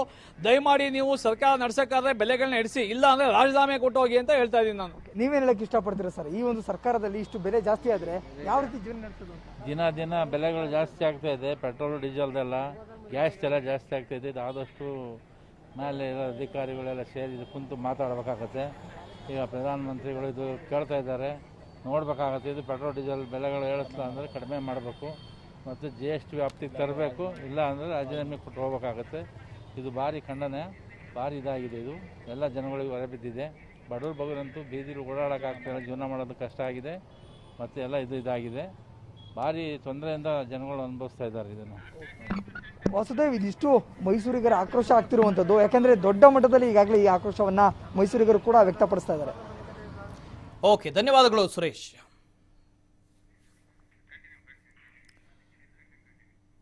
ಎಸ್, ನೋಡಿ ಜನರು ಎಷ್ಟು ಆಕ್ರೋಶವನ್ನು ಹೊರಹಾಕ್ತಾ ಇದ್ದಾರೆ, ಎಷ್ಟು ಬೇಸರ ಇದೆ ಅವರ ಮನಸ್ಸಿನಲ್ಲಿ ಅಂತೇಳಿ. ಇವತ್ತು ಸಾಕಷ್ಟು ಜನ ಹೇಳ್ತಾರೆ, ಆಯಿತು 103 ರೂಪಾಯಿ ಆಯ್ತಾ, ನಾನು ಹಾಕ್ಕೊಳ್ತೀನಿ, ಬೇಕಾದ್ರೆ 200 ರೂಪಾಯಿ ಆಗಲಿ ನಾವು ಹಾಕ್ಕೊಳ್ತೀವಿ. ಇದು ಯಾರು ಹೇಳ್ತಾ ಇದ್ದಾರೆ? ನಿಮ್ಮ ಹತ್ರ ದುಡ್ಡಿದೆಯಾ? ಶ್ರೀಮಂತರ ನೀವು ಹಾಕಿಸ್ಕೊಳ್ಳಿ, ಪರವಾಗಿಲ್ಲ. ಬೇಕಾದರೆ ಈ ಸರ್ಕಾರ ಎರಡು ಪಾರ್ಟಿಯವರಿಗೆ ಬೇರೆ ಬೇರೆ ಪೆಟ್ರೋಲ್ ಬಂಕ್ ಮಾಡಿಬಿಡ್ಲಿ. BJP ಅವ್ರಿಗೊಂದು ಪೆಟ್ರೋಲ್ ಬಂಕ್ ಮಾಡಿ ಅಲ್ಲಿ 200 ರೂಪಾಯಿಗೆ ಸೇಲ್ ಮಾಡಿ. ಬಡವರು ಇದಾರಲ್ಲ ಅವ್ರಿಗೊಂದು ಪೆಟ್ರೋಲ್ ಬಂಕ್ ಮಾಡಿ. ಪಾಪ ಬಡವರು, ಅವ್ರಿಗೆ ಗೊತ್ತಿಲ್ಲ, ಅವ್ರಿಗೆ ದುಡ್ಡಿಲ್ಲ, ಅವ್ರಿಗೆ ಕಡಿಮೆ ಬೆಲೆಯಲ್ಲಿ ಕೊಡಿ. ನೋಡಿ, ಇವತ್ತು ನಾವು ಅಕ್ಕಿ ಬೆಳೆ ಕಡಿಮೆ ಆದರೂ ಕೂಡ ಅದನ್ನು ಫ್ರೀಯಾಗಿ ಕೊಡ್ತಾ ಇದ್ವಿ ಜನರಿಗೆ. ಯಾಕೆ? ಅದು ಎಸೆನ್ಷಿಯಲ್ ಗೂಡ್ಸ್. ಅದು ಅಕ್ಕಿ ಇಲ್ಲದೆ ಬದುಕೋದಕ್ಕಾಗೋದಿಲ್ಲ, ಅನ್ನ ಊಟ ಮಾಡಬೇಕು, ಅತಿ ಮುಖ್ಯವಾದಂತಹ ಪದಾರ್ಥ ಅದು. ಪೆಟ್ರೋಲ್ ಡೀಸೆಲ್ ಇಲ್ಲದೆ ಯಾವ ಕೆಲಸ ಆಗುತ್ತೆ? ಇವತ್ತು ಯಾವ ಕೆಲಸ ಆಗುತ್ತೆ ಹೇಳಿ? ಗೂಡ್ಸ್ ಒಂದು ಥಿಂಕ್ ಮಾಡಿ, ಒಮ್ಮೆ ಜಸ್ಟ್ ಇಮ್ಯಾಜಿನ್, ಇಡೀ ದೇಶದಲ್ಲಿ ಒಂದು ದಿನ ಪೆಟ್ರೋಲ್ ಇಲ್ಲ, ದೇಶ ಏನಾಗ್ಬೋದು? ಇಡೀ ದೇಶವೇ ಸ್ತಬ್ಧ ಆಗುತ್ತೆ. ದೇಶವೇ ಸ್ತಬ್ಧ ಆಗುತ್ತೆ. ಹೀಗಿರುವಾಗ, ಇಷ್ಟು ಎಸೆನ್ಷಿಯಲ್ ಗೂಡ್ಸ್ ಆಗಿರುವಾಗ ನೀವು ಏನು ಅನ್ಕೊಂಡಿದ್ದೀರಿ? ಪೆಟ್ರೋಲ್ ಡೀಸೆಲ್ ಅನ್ನ ಜನರು ಬಳಸ್ತಾರೆ. ನೀವು ಎಷ್ಟೇ ದುಡ್ಡು ಮಾಡಿ, ಇವತ್ತು 100, 103, 200 ರೂಪಾಯಿ ಮಾಡಿ ಜನರು ಬಳಸ್ತಾರೆ. ಹಾಗಾಗಿ ಇಡೀ ನಮ್ಮ ಸರ್ಕಾರಗಳಿಗೆ ತೆರಿಗೆಯನ್ನು ಕಲೆಕ್ಟ್ ಮಾಡೋದಕ್ಕೆ ಪೆಟ್ರೋಲ್ ಡೀಸೆಲ್ ಒಂದು ಪ್ರಮುಖ ಅಸ್ತ್ರವಾಗಿದೆ ಅಷ್ಟೇ. ನಿಮಗೆ ಜನರಿಗೆ ಅದು ಎಷ್ಟು ಪ್ರಮುಖವಾದಂಥ ವಸ್ತು ಅಂತ ಹೇಳಿ ನೀವು ನೋಡ್ತಾ ಇಲ್ಲ. ಅದರ ಬದಲಿಗೆ ನಮಗೆ ತೆರಿಗೆ ಎಷ್ಟು ಸಂಗ್ರಹ ಮಾಡ್ಬೋದು ಇದರಲ್ಲಿ, ಅದನ್ನು ನೋಡ್ತಾ ಇದ್ದೀರಿ. ಇಡೀ ದೇಶದಲ್ಲಿ 32% ಜನಸಂಖ್ಯೆ ಇವತ್ತು ಈಗೇನು ಕೇಂದ್ರ ಸರ್ಕಾರ ಇದೆ, ಮೋದಿಯವರ ಆಡಳಿತದ ಕೇಂದ್ರ ಸರ್ಕಾರ ಇದೆ, ಇದನ್ನ ಬೆಂಬಲಿಸಿದ್ದಾರೆ 32% ಜನ. ಆದರೆ ಮಿಕ್ಕುಳಿದಂಥ ಜನರಿದ್ದಾರಲ್ವಾ, ಅವರು ಕೂಡ ನೀವು ಮಾಡ್ತಾ ಇರುವಂಥ ಅನರ್ಥಗಳನ್ನು ಇವತ್ತು ಅವರು ಭರಿಸಬೇಕಾಗಿದೆ. ಈ ಬೆಲೆ ಏರಿಕೆಯನ್ನು ಅವರು ಭರಿಸಬೇಕಾಗಿದೆ. ಅವ್ರಿಗೆ ಇಷ್ಟ ಇಲ್ಲ, ಆದರೂ ಕೂಡ ಭರಿಸಬೇಕಾಗಿದೆ. ಪರಿಸ್ಥಿತಿ ಹೇಗಿದೆ ನೋಡಿ. ನೀವು ಏನು ಹೇಳ್ಕೊಂಡು ಬಂದ್ರಿ? ಅಧಿಕಾರಕ್ಕೆ ಏನು ಹೇಳ್ಕೊಂಡು ಬಂದ್ರಿ? ಮೆಹಂಗಾಯಿ ಇದೆ, ನಾವು ಅಚ್ಚೇ ದಿನ ಕೊಡ್ತೀವಿ ಅಂತ ಹೇಳಿ ಬಂದ್ರಿ. ಯಾವ ಅಚ್ಚೇ ದಿನ ಕೊಟ್ರಿ ನೀವು? ನಮಗೆ ಈ ಅಚ್ಚೇ ದಿನ ಬೇಕಾಗಿಲ್ಲ ಸ್ವಾಮಿ. ಆ ಟೈಮ್ ಹೇಗಿತ್ತೋ, ಆ ಕಾಲದ ದಿನಗಳು ಹೇಗಿತ್ತೋ, ಆ ಹಳೆ ದಿನಗಳನ್ನು ಮತ್ತೆ ಕೊಡಿ. ನಮಗೆ 71 ರೂಪಾಯಿಗೆ ಪೆಟ್ರೋಲ್ ಬೇಕು, ಅದೇ ಕೊಡಿ ಸಾಕು. ತೆರಿಗೆ ನೋಡಿ, ನೀವು ಮಾಡಿದಂತಹ ದೊಡ್ಡ ಹೈ ಡ್ರಾಮಾಗಳಿದಾವೆ. ಇದನ್ನೇನು ಅಂತ ಕರೀಬೇಕು? ನೀವು ಪ್ರೊಟೆಸ್ಟ್ ಅಂತ ಕರೆದಿದ್ದಿದ್ರೆ ಇವತ್ತೂ ಕೂಡ ನೀವು ನಮ್ಮ ಜೊತೆ ಪ್ರತಿಭಟನೆಗೆ ಬರಬೇಕಾಗಿತ್ತು. ಆದರೆ ಇವತ್ತು ಬರ್ತಾ ಇಲ್ಲ ಅಂತ ಹೇಳಿದ್ದು ಹೈ ಡ್ರಾಮಾನೇ ಇದು. ನಾಟಕ ಆಡಿದ್ರಿ ಅವತ್ತು ನೀವು. ದೇಶದ ಜನರ ಕಣ್ಣಿಗೆ ಮಣ್ಣೆರಚುವಂಥ ಪ್ರಯತ್ನವನ್ನು ಮಾಡಿದ್ರಿ. ಇವತ್ತು ಯಾರಾದರೂ ಇದ್ದೀರಾ ನೀವು? ನೋಡಿ, ಸ್ಮೃತಿ ಇರಾನಿ ಅವರಿದ್ದಾರೆ, ಶೋಭಾ ಕರಂದ್ಲಾಜೆ ಅವರಿದ್ದಾರೆ. ವಿನೂತನವಾದಂತಹ ಡಿಫ್ರೆಂಟ್ ಆದಂಥ ಪ್ರತಿಭಟನೆಗಳು. ಎಂತಹ ಪ್ರತಿಭಟನೆಗಳಂತೀರಿ? ಆದರೆ ಇವತ್ತು ಯಾರೊಬ್ಬರೂ ಇಲ್ಲ, ಅವರಿಗೆ ಅವ್ರು ಮಾಡಿದಂಥ ಪ್ರತಿಭಟನೆ ಮೇಲೆ ಬದ್ಧತೆಯೇ ಇಲ್ಲ ಅವರಿಗೆ. ಇವತ್ತು ನಿಮ್ಮನ್ನು ಮೆಚ್ಕೊಳ್ತೀವಿ. ನಿಮ್ಮ ಏನು ಸಂಸದ ಸ್ಥಾನ ಇದೆಯೋ ಅಥವಾ ಸಚಿವರ ನೀವು ರಾಜೀನಾಮೆ ಕೊಟ್ಟು ನಮ್ಮ ಜೊತೆ ಬನ್ನಿ, TV5 ಜೊತೆ ಬನ್ನಿ, ನೀವು ಪ್ರತಿಭಟನೆ ಮಾಡೋಣ. ಒಂದಷ್ಟು ಜನ ನಮ್ಮಲ್ಲೂ ಸಚಿವರಿದ್ದರು, ಅಂಬರೀಷ್ ಅಂತವರು. ಯಾವುದಾದ್ರೂ ಇಶ್ಯೂಗಳು ಬಂದಾಗ ರಾಜೀನಾಮೆ ಕೊಟ್ಟು ಬರ್ತಾ ಇದ್ರು. ಬೇಕಾಗಿಲ್ಲ ನನಗೆ ನಿಮ್ಮ ಯಾವ MP ಸೀಟ ಬೇಕಾಗಿಲ್ಲ ನನಗೆ ಅಂತ 10 ಸೀಟ್ ಬರ್ತವೆ, ಆದರೆ ನಮ್ಮ ನೆಲ, ಭಾಷೆ, ಜಲ ಮುಖ್ಯ ನಮಗೆ ಅಂತ ಹೇಳಿ ಬರ್ತಾ ಇದ್ರು. ಬದ್ಧತೆ ಇತ್ತು ಅವ್ರ ಹತ್ರ. ಆದರೆ ಇವತ್ತು ನಮ್ಮಲ್ಲಿ ಇಷ್ಟು ಜನ ಸಂಸದರಿದ್ದೀರಿ, ಇಷ್ಟು ಜನ ಸಚಿವರಿದ್ದೀರಿ, ಕೇಂದ್ರ ಸಚಿವರಿದ್ದೀರಿ, ನಾವೇ ಆರಿಸಿ ಕಳಿಸಿರುವಂತಹ ಅರ್ಥ ಸಚಿವರಿದ್ದೀರಿ. ಒಬ್ಬರಿಗಾದರೂ ಜನಸಾಮಾನ್ಯನ ಬಗ್ಗೆ ಕಾಳಜಿ ಇದೆಯಾ? ಒಬ್ಬರಿಗಾದರೂ ಕಾಳಜಿ ಇದೆಯಾ? ಕಾಳಜಿ ಇದ್ದಿದ್ರೆ ಇಷ್ಟೆಲ್ಲ ಮಾಡ್ತಿರ್ಲಿಲ್ಲ ನೀವು. ನೋಡಿ, ಎಲ್ಲರೂ ಇದ್ದಾರೆ. ಯಾರೆಲ್ಲ ನಮ್ಮಲ್ಲಿ ಇವತ್ತು ಆಯ್ಕೆಯಾಗಿ ಹೋಗಿದ್ದೀರೋ, ಯಾರೆಲ್ಲ ಬೆಲೆ ಏರಿಕೆಯನ್ನು ವಿರೋಧ ಮಾಡಿದಿರೋ ಅವರೆಲ್ಲ ಇದ್ದಾರೆ. ಇದೇ ಪಕ್ಷದವರು, ಇದೇ ಸರ್ಕಾರದವರು. ಆದರೆ ಯಾರು ಏನು ಮಾತಾಡ್ತಾ ಇಲ್ಲ. ಯಾಕಂದ್ರೆ ಆಗ ಮಾಡಿದ ನಾಟಕ, ಅವತ್ತು ನಾಟಕ ಮಾಡಿದ್ರಲ್ವ ನೀವು. ನೋಡಿ, ಸಿಲಿಂಡರ್ಗಳನ್ನ ತಲೆ ಮೇಲೆ ಹೊತ್ತು 837 ರೂಪಾಯಿ ಸಿಲಿಂಡರ್ ಬೆಲೆ, ಗೃಹೋಪಯೋಗಿ ಸಿಲಿಂಡರ್ ಬೆಲೆ. ಇನ್ನೊಂದು ಕಾಲ ಇತ್ತು, ನಾವು ಕಟ್ಟಿಗೆಗಳನ್ನೆಲ್ಲ ಆರಿಸ್ಕೊಂಡು ಬಂದು, ಕಾಡಲ್ಲಿ ಕಟ್ಟಿಗೆಗಳನ್ನ ಆರಿಸ್ಕೊಂಡು ಬಂದು ಸೆಗಣಿಯಲ್ಲಿ ಬೆರಣಿ ತಟ್ಟಿ ಅವಾಗೆಲ್ಲ ಇದನ್ನು ಅಡುಗೆ ಮಾಡ್ತಾ ಇದ್ರು. ಆದರೆ ಅದೂ ಇಲ್ಲ ಇವತ್ತು. ಅದಾದರೂ ಫ್ರೀಯಾಗಿ ಸಿಗ್ತಾ ಇತ್ತು, ಅದೂ ಇಲ್ಲ. ಮತ್ತೆ ಹೇಳಿದ್ರೆ 10 ಕೋಟಿ ಜನರಿಗೆ ದೇಶದಲ್ಲಿ ಯಾರು ಗ್ಯಾಸನ್ನು ಕಾಣಲೇ ಇಲ್ಲ ಅಂಥವರ ಕುಟುಂಬಗಳಿಗೆ ಗ್ಯಾಸ್ ಕೊಟ್ರಿ. ಆಯಿತು, ಓಕೆ, ನಮ್ಗೆ ಸಂತೋಷ. ಅಂತಹ ಕುಟುಂಬಗಳಿಗೆ ನೀವು ಗ್ಯಾಸ್ ಕೊಟ್ರಿ. ಆದರೆ ಆ ಗ್ಯಾಸನ್ನು ಕೊಂಡುಕೊಳ್ಬೇಕಲ್ಲ, ಆ ಸಾಮರ್ಥ್ಯವನ್ನು ಕೊಟ್ರ. 837 ರೂಪಾಯಿ ಒಂದು ಸಿಲಿಂಡರ್ ಬೆಲೆ ಅಂದರೆ ಆ ಬಡ ಕುಟುಂಬ ತಗೊಳ್ಳೋಕೆ ಆಗತ್ತಾ ಸ್ವಾಮಿ? ನಾವು ಶ್ರೀಮಂತರ ಬಗ್ಗೆ ಮಾತಾಡ್ತಾ ಇಲ್ಲ. ಯಾರು 200 ರೂಪಾಯಿ ಆದರೂ ನಾನು ಪೆಟ್ರೋಲ್ ಹಾಕಿಸ್ತೀನಿ ಅಂತಾರಲ್ಲ, ಅವ್ರ ಬಗ್ಗೆಯೂ ಮಾತಾಡ್ತಾ ಇಲ್ಲ ನಾವು. ಅವ್ರ ಬಗ್ಗೆ ಮಾತಾಡೋದೇ ಬೇಡ. ಅವ್ರು 200 ರೂಪಾಯೇ ಕೊಡಲಿ, ಅದೇ ಪೆಟ್ರೋಲ್ನ ಹಾಕಲಿ. ಆದರೆ ನಾವು ಮಾತಾಡ್ತಾ ಇರೋದು ಅದನ್ನು ಬಿಟ್ಟು ಉಳಿದಂಥ ಜನಸಂಖ್ಯೆ ಇದೆಯಲ್ವಾ, ಬಡವರಿದ್ದಾರಲ್ವಾ, ಮಧ್ಯಮ ವರ್ಗದವರು ಇದ್ದಾರಲ್ಲ, ಕೆಳ ಮಧ್ಯಮ ವರ್ಗದವರು ಇದ್ದಾರಲ್ಲ, ದಿನನಿತ್ಯ ದುಡಿತಾರಲ್ವ ಕೂಲಿ ಕಾರ್ಮಿಕರು ಇದಾರಲ್ಲ ಅವ್ರ ಬಗ್ಗೆ ಮಾತಾಡ್ತಾ ಇದ್ದೀವಿ ನಾವು. ಅವ್ರಿಗೆ ಕಷ್ಟ ಆಗ್ತಾ ಇದೆ, ಅವ್ರಿಗೆ ಸಮಸ್ಯೆ ಆಗ್ತಾ ಇದೆ. 103 ರೂಪಾಯಿ ಪೆಟ್ರೋಲ್ ಅಂದ್ರೆ ಅದಕ್ಕೆ ಅರ್ಥ ಬೇಡವಾ? ಕೃಷಿ ಕೃಷಿ ಕೃಷಿ ಬಗ್ಗೆ ಮಾತಾಡ್ತೀರಿ. ನಿಮಗೆ ಕೃಷಿ ಬಗ್ಗೆ ಗೊತ್ತೇನ್ರಿ? ನಿಮಗೆ ಯಾರಿಗಾದ್ರೂ ಗೊತ್ತಾ? ನಿಮಗೆ ಸುಮ್ಮನೆ ಹೋಗಿ AC ರೂಮಲ್ಲಿ ಅಧಿಕಾರಿಗಳು ಕೂಡ್ತಾರೆ, ವಿಧಾನಸೌಧದಲ್ಲೋ ಸಂಸತ್ತಲ್ಲೋ ನೀವು ಕೂತ್ಕೊಳ್ತೀರಿ, ಜನನಾಯಕರು ಅನ್ಸ್ಕೊಂಡವರು ಅಲ್ಲಿ ಕೂತ್ಕೊಂಡು ಬರೀತೀರಿ ಇಂಥ ಪ್ಲಾನ್, ಇಷ್ಟು ಕೋಟಿ ರೂಪಾಯಿ. ಯಾರಿಗೆ ತಲುಪುತ್ತೆ ಅದು? ಇವತ್ತು ಕೃಷಿಗೆ ಪ್ರಮುಖವಾಗಿ ಬೇಕಾದಂಥದ್ದು ಕೃಷಿ ಉಪಕರಣಗಳು, ತಂತ್ರಜ್ಞಾನಗಳು, ಮೆಷಿನರೀಸ್. ಅದಕ್ಕಿನ್ನು ಪೆಟ್ರೋಲ್ ಡೀಸೆಲ್ ಹಾಕದೆ ಇನ್ನು ಏನು ಹಾಕಬೇಕು? ಮೊದಲಾದ್ರೆ ನಡೀತಾ ಇತ್ತು, ಒಂದೆರಡು ಜೊತೆ ಎತ್ತಿದ್ದಿದ್ರೆ ಒಂದು ಕೃಷಿ ಕೆಲಸಗಳು ಮುಗಿತಾ ಇದ್ವು. ಇವಾಗ ಎತ್ತುಗಳು ಎಲ್ಲಿದ್ದಾವೆ? ಆಗ ಇದ್ದಂತಹ ಮಿಷಿನರೀಸ್ ಎಲ್ಲಿದ್ದಾವೆ? ಯಾವುದೂ ಇಲ್ಲ. ಈಗ ವಿನೂತನ ತಂತ್ರಜ್ಞಾನ, ಹೊಸದಾದಂಥ ತಂತ್ರಜ್ಞಾನವನ್ನು ಅಳವಡಿಸ್ಕೊಳ್ಳಿ, ಅಷ್ಟು ಸಬ್ಸಿಡಿ ಕೊಡ್ತೀವಿ, ಇಷ್ಟು ಸಬ್ಸಿಡಿ ಕೊಡ್ತೀವಿ ಅಂತ ಹೇಳಿ ಎಲ್ಲರ ಮನೆಯಲ್ಲೂ ಟಿಲ್ಲರು, ಟ್ರ್ಯಾಕ್ಟರು. ಆದರೆ ಅದಕ್ಕೆ ಪೆಟ್ರೋಲ್ ಡೀಸೆಲ್ ಹಾಕೋದಕ್ಕಾಗದೆ ಮೂಲೆಯಲ್ಲಿ ನಿಲ್ಲಿಸಿದ್ದಾರೆ, ತುಕ್ಕಿ ಹಿಡ್ಕೊಂಡು ಹೋಗಿದೆ. ಕೃಷಿ ಕೆಲಸಗಳು ಕೂಡ ಹಾಗೇ ಉಳಿದಿದ್ದಾವೆ. ಆದರೆ ನೀವು ಮಾತ್ರ ಹಸಿರಿನ ಶಾಲನ್ನು ಹಾಕ್ಕೊಂಡು ನಾನು ರೈತರ ಹೆಸರಿನಲ್ಲಿ ಪ್ರಮಾಣ ಮಾಡ್ತೀನಿ, ಇಡೀ ದೇಶದಲ್ಲಿ ನಾನೇ, ರೈತರು ಉದ್ಧಾರ ಆಗ್ಬಿಟ್ರು. ಸಾಯ್ತಾ ಇದ್ದಾರೆ ರೀ ರೈತರು, ಸಾಯ್ತಾ ಇದ್ದಾರೆ. ಬಿತ್ತನೆ ಬೀಜ ಇಲ್ಲ, ನೀವೇನು ರಾಸಾಯನಿಕ ಪದಾರ್ಥಗಳು ಅಂತ ಕರಿತೀರಿ, ಫರ್ಟಿಲೈಸರ್ಸ್ ಅಂತ ಹೇಳ್ತೀರಿ. ಆ ರಾಸಾಯನಿಕ ಗೊಬ್ಬರಗಳಿಗೆ ಚೀಲಕ್ಕೆ 500 ರೂಪಾಯಿ 1000 ರೂಪಾಯಿ ಜಾಸ್ತಿ ಮಾಡಿದಿರಿ, ಪೈಪ್ಗಳಿಗೆ ಜಾಸ್ತಿ ಮಾಡಿದಿರಿ, ಎಲ್ಲದಕ್ಕೂ ಬೆಲೆ ಏರಿಕೆ ಮಾಡಿದಿರಿ. ಇದಕ್ಕೆಲ್ಲ ಕಾರಣ, ಮೂಲ ಕಾರಣ ಇವತ್ತಿರುವಂತಹ ಪೆಟ್ರೋಲ್ ಡೀಸೆಲ್ನ ಬೆಲೆ. ಎಲ್ಲಿ ನೀವು ಪೆಟ್ರೋಲ್ ಡೀಸೆಲ್ನ ಬೆಲೆಯನ್ನು ಏರಿಕೆ ಮಾಡ್ತಿರೋ ತನ್ನಿಂದ ತಾನಾಗಿ ಎಲ್ಲವೂ ಕೂಡ ಏರಿಕೆ ಆಗುತ್ತೆ. ನೀವೇ ಹೇಳ್ಕೊಟ್ಟಿದ್ದು ಜನರಿಗೆ ಆಧುನಿಕ ಆಧುನಿಕ ಆಧುನಿಕ ಅಂತೇಳಿ ನೀವು ಹೇಳ್ಕೊಟ್ಟಿದ್ದೆ ನೀವು. ಆದರೆ ಆಧುನಿಕತೆಯಲ್ಲಿ ಬದುಕೋದಕ್ಕೆ ಆಗ್ತಾ ಇಲ್ವೇ? ಅದನ್ನು ಎಫರ್ಟ್ ಮಾಡ್ಕೋಬೇಕಲ್ವ ನಾವು, ಜನರು ಮಾಡ್ಕೋಬೇಕಲ್ವ? ಅದನ್ನೇ ನೀವು ಬಿಡ್ತಾ ಇಲ್ವಲ್ಲ. ಇದಕ್ಕೇನು ಹೇಳ್ತೀರಿ? ಇದಕ್ಕೇನು ಹೇಳ್ತೀರಿ? ಇವತ್ತು ನೀವು ಹೇಳ್ತೀರಿ ವೈಜ್ಞಾನಿಕ ಬೆಲೆ ಕೊಡ್ತೀವಿ ರೈತನಿಗೆ, ರೈತರನ್ನು ಉದ್ಧಾರ ಮಾಡ್ತೀವಿ. ರೀ, ಆತ ಏನು ಬೆಳಿಬೇಕು ಆ ಬೆಳೆಯೋದಕ್ಕೆ ತಗಲ್ತಾ ಇರುವಂಥ ವೆಚ್ಚವೇ ಜಾಸ್ತಿ ಆಗ್ತಾ ಇದೆ. ಯಾಕೆ ಜಾಸ್ತಿ ಆಗುತ್ತೆ? ಒಂದು ಕಡೆ ರಾಸಾಯನಿಕ ಗೊಬ್ಬರಗಳ ಬೆಲೆ ಜಾಸ್ತಿ ಆಗಿದೆ, ಇನ್ನೊಂದು ಕಡೆ ಪೆಟ್ರೋಲ್ ಡೀಸೆಲ್ ಬೆಲೆ ಜಾಸ್ತಿ ಆಗಿದೆ. ಆತ ಏನು ಕೊಂಡುಕೊಳ್ಬೇಕು ಅದೆಲ್ಲದರ ಬೆಲೆ ಜಾಸ್ತಿ ಆಗಿದೆ. ಕೃಷಿ ಉಪಕರಣಗಳಾಗಿರ್ಬೋದು, ಪೆಟ್ರೋಲ್ ಡೀಸೆಲ್ ಆಗಿರ್ಬೋದು, ಕೃಷಿ ಯಂತ್ರಗಳಾಗಿರ್ಬೋದು, ರಾಸಾಯನಿಕ ಪದಾರ್ಥಗಳಾಗಿರ್ಬೋದು, ಇದೆಲ್ಲರ ಬೆಲೆ ಏರಿಕೆ ಆಗಿದೆ. ಆತ 1 kg ಅಕ್ಕಿನ ಬೆಳೆಯೋದಕ್ಕೇನೆ ಮಿನಿಮಮ್ 30 ರಿಂದ 35 ರೂಪಾಯಿ ಖರ್ಚು ಮಾಡಬೇಕು. 1 kg ಅಕ್ಕಿಯನ್ನು ಬೆಳೆಯೋದಕ್ಕೆ ಪ್ರೊಡಕ್ಷನ್ ಕಾಸ್ಟ್ ಅಂತ ಏನು ಕರಿತೀವಿ ಅದೇ 30 ರಿಂದ 35 ರೂಪಾಯಿ ಆಗುತ್ತೆ. ಇನ್ನು ಆತನಿಗೆ ಸಿಗ್ತಾ ಇರುವಂಥ ಬೆಲೆ ಎಷ್ಟು? ಕ್ವಿಂಟಾಲ್ಗೆ 2000 2100 ರೂಪಾಯಿ. ಆಗ ಸರ್ಕಾರ ಹೇಳುತ್ತೆ ನಾವು ಬೆಂಬಲ ಬೆಲೆ ಕೊಡ್ತೀವಿ, 70 ರೂಪಾಯಿ ಜಾಸ್ತಿ ಮಾಡ್ತೀವಿ. ಕ್ವಿಂಟಾಲ್ಗೆ 70 ರೂಪಾಯಿ. ಎಲ್ಲಿ ಇಟ್ಕೊಳ್ತೀರಿ 70 ರೂಪಾಯಿನ? ಮತ್ತೆ ಹೇಳ್ತೀರಿ ನೀವು ರೈತರ ಉದ್ಧಾರ ಆಗುತ್ತೆ. ಯಾವ ರೈತರ ಉದ್ಧಾರ ಆಗುತ್ತೆ? ರೈತರನ್ನ ಬದುಕೋದಕ್ಕೆ ಬಿಡಿ ಮೊದಲು, ಆಮೇಲೆ ನೀವು ವೈಜ್ಞಾನಿಕ ಬೆಲೆ ಬಗ್ಗೆ ಮಾತಾಡಿ. ಫಸ್ಟ್ ನೀವು ಆ ಹೊಲಕ್ಕೆ ಹೋಗಿ ನೋಡಿ, ಕೆಲಸ ಮಾಡ್ತಾರೆ, ಏನು ಕೆಲಸ ಮಾಡ್ತಾರೆ, ಎಷ್ಟು ವೆಚ್ಚ ತಗಲ್ತಾ ಇದೆ ಅದನ್ನ ನೋಡಿ ಫಸ್ಟ್. ಅದ್ರ ಬಗ್ಗೆ ಗೊತ್ತೇ ಇಲ್ವಲ್ಲ ನಿಮಗೆ. ನೀವು AC ರೂಮಲ್ಲಿರೋರು, ವಿಧಾನಸೌಧದಲ್ಲಿರೋರು, ಸಂಸತ್ತಲ್ಲಿರೋರು, ನಿಮಗೆಲ್ಲ ಹೇಗೆ ಗೊತ್ತಾಗುತ್ತೆ ಜನರ ಕಷ್ಟ? ಆಮೇಲೆ ಒಂದು ದೊಡ್ಡ ರೋಡ್ ಮಾಡಿದ್ರೆ ನಾವು ಅಭಿವೃದ್ಧಿ ಮಾಡಿಬಿಟ್ವಿ. ಸ್ಟುಪಿಡ್. ಮಾಜಿ ಪ್ರಧಾನಿ ಅಟಲ್ ಬಿಹಾರಿ ವಾಜಪೇಯಿ ಅವರು ಒಂದು ಇಡೀ ದೇಶಕ್ಕೆ ಒಂದು ಕೊಡುಗೆಯನ್ನು ಕೊಟ್ಟರು, ಒಂದು ದೊಡ್ಡ ಯೋಜನೆಯನ್ನು ಮಾಡಿದ್ರು. ಆ ಯೋಜನೆ ಇವತ್ತಿಗೂ ಕೂಡ ಸುವರ್ಣ ಚತುಷ್ಪಥ ಯೋಜನೆ ಅಂತ ಹೇಳಿ ನಾವು ಕರಿತೀವಿ. 4 ಲೇನ್ ರೋಡ್ಸ್ ಇವತ್ತು ಕೂಡ ಆಗ್ತಾ ಇದೆ. ಇಡೀ ದೇಶವನ್ನೇ ಈ ರೋಡ್ನಿಂದ ಬೆಸಿಬೇಕು. ಯಾಕೆ ಬೆಸಿಬೇಕು?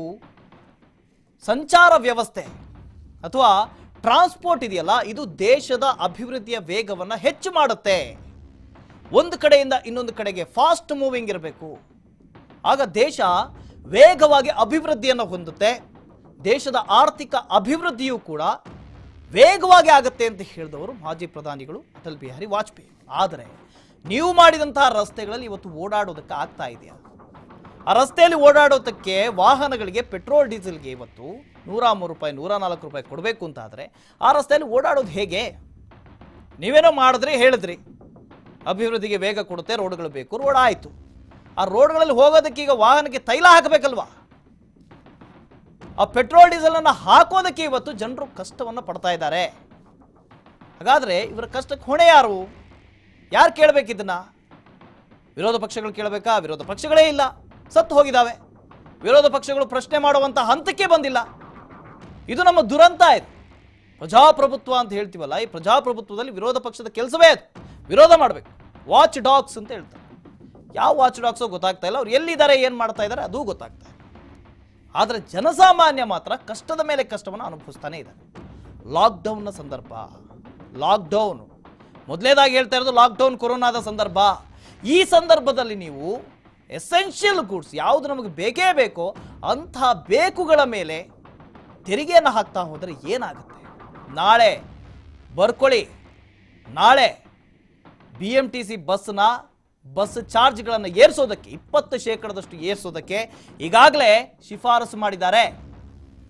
ಅದು KSRTCಗೂ ಆಗುತ್ತೆ. ನಾಳೆ ಯಾವೆಲ್ಲ ಸಾರ್ವಜನಿಕ ಸಾರಿಗೆ ಇದೆ ಇದೆಲ್ಲ ಸಾರಿಗೆ ಮೇಲೆ ಟ್ಯಾಕ್ಸ್ಗಳು ಜಾಸ್ತಿ ಆಗ್ತವೆ, ಅದರ ಬೆಲೆಗಳು ಜಾಸ್ತಿ ಆಗ್ತವೆ. ಕರೆಂಟ್ ಬೆಲೆ ಈಗಾಗಲೇ ಜಾಸ್ತಿ ಆಗಿದೆ. ನಾಳೆ ನಾವು ಸ್ಕೂಲ್ಗೆ ಏನು ಮಕ್ಕಳನ್ನು ಕಳಿಸ್ತೀವಿ, ವಿದ್ಯಾಭ್ಯಾಸ ಕೊಡಿಸ್ತೀವಿ, ಶಿಕ್ಷಣವನ್ನು ಕೊಡಿಸ್ತೀವಿ ಅಂತ ಹೇಳಿ ಕಳಿಸ್ತೀವಲ್ವಾ, ಅವ್ರಿಗೂ ಸಂಚಾರ ಬೇಕಲ್ವಾ, ಮನೆಯಿಂದ ಮನೆಗೆ ಪಿಕಪ್ ಡ್ರಾಪ್ ಎಲ್ಲ ಮಾಡ್ತಾರಲ್ವಾ, ಅದರ ಬೆಲೆಯೂ ಕೂಡ ಜಾಸ್ತಿ ಆಗುತ್ತೆ. ಪ್ರತಿಯೊಂದರ ಬೆಲೆಯೂ ಕೂಡ ಜಾಸ್ತಿ ಆಗುತ್ತೆ, ಬರೆದಿಟ್ಕೊಳ್ಳಿ. ಯಾರು BMTC KSRTC ಓಡಾಡ್ತಾರೆ? ಶ್ರೀಮಂತರು ಓಡಾಡ್ತಾರ? ಶ್ರೀಮಂತರು ಜುಮ್ ಅಂತ ಅವ್ರವ್ರದ್ದು ಕಾರ್ ಇರುತ್ತೆ, ಬೈಕ್ ಇರುತ್ತೆ, ಅದರಲ್ಲಿ ಓಡಾಡ್ಕೊಳ್ತಿರ್ತಾರೆ. ಬಸ್ಸಲ್ಲಿ ಓಡಾಡೋನು ಯಾರು? ಮಧ್ಯಮ ವರ್ಗದವನು, ಬಡವ, ದಿನಾ ಕೂಲಿಗೆ ಹೋಗ್ತಾನಲ್ಲ ಅಂತ ಅವ್ರು ಬಸ್ಸಲ್ಲಿ ಓಡಾಡ್ತಾರೆ. ನಾವು ಶ್ರೀಮಂತರ ಬಗ್ಗೆ ಮಾತಾಡ್ತಾ ಇಲ್ಲ ಇಲ್ಲಿ. ಯಾರ ಹತ್ರ ದುಡ್ಡಿದೆಯೋ ಅವ್ರ ಬಗ್ಗೆ ಮಾತಾಡ್ತಾ ಇಲ್ಲ. ಯಾರು ಬಡವನಿದ್ದಾನೋ, ಯಾರು ಮಧ್ಯಮ ವರ್ಗದ ಇದ್ದಾನೋ ಅವನ ಬಗ್ಗೆ ಮಾತಾಡ್ತಾ ಇದ್ದೀವಿ. ಸರ್ಕಾರಗಳಾದಂಥ ನೀವು ಕೂಡ ಅವ್ರ ಬಗ್ಗೆ ಚಿಂತನೆ ಮಾಡಬೇಕು. ಯಾಕಂದ್ರೆ ಶ್ರೀಮಂತರು ಇರೋದೇ 10%, 15%, ಮತ್ತು ಉಳಿದವರೆಲ್ಲ ಬಡವರೇ ಇರೋದು, ಉಳಿದವರೆಲ್ಲ ಮಧ್ಯಮ ವರ್ಗದವರೇ ಇರೋದು. ಅವ್ರು ಬದುಕೋದು ಬೇಡವಾ? ಹಾಗಾದ್ರೆ ಇಡೀ ದೇಶದ ಬಂಡಿ ಹೋಗ್ತಾ ಇದೆಯಲ್ಲ, ಸಾಕ್ತಾ ಇದೆಯಲ್ಲ ಇವತ್ತು ಈ ತೆರಿಗೆ ಅಂತೇಳಿ. ಯಾರು ಕಟ್ತಾ ಇದ್ದಾರೆ ತೆರಿಗೆಯನ್ನ? ಅತ್ಯಧಿಕ ಪ್ರಮಾಣದಲ್ಲಿ ಮಧ್ಯಮ ವರ್ಗದವರು ಕಟ್ತಾ ಇದ್ದಾರೆ. ಆದರೆ ಆ ಅತ್ಯಧಿಕ ಪ್ರಮಾಣದ ಮಧ್ಯಮ ವರ್ಗ ಇವತ್ತು ಬೀದಿಗೆ ಬಿದ್ದಿದೆ.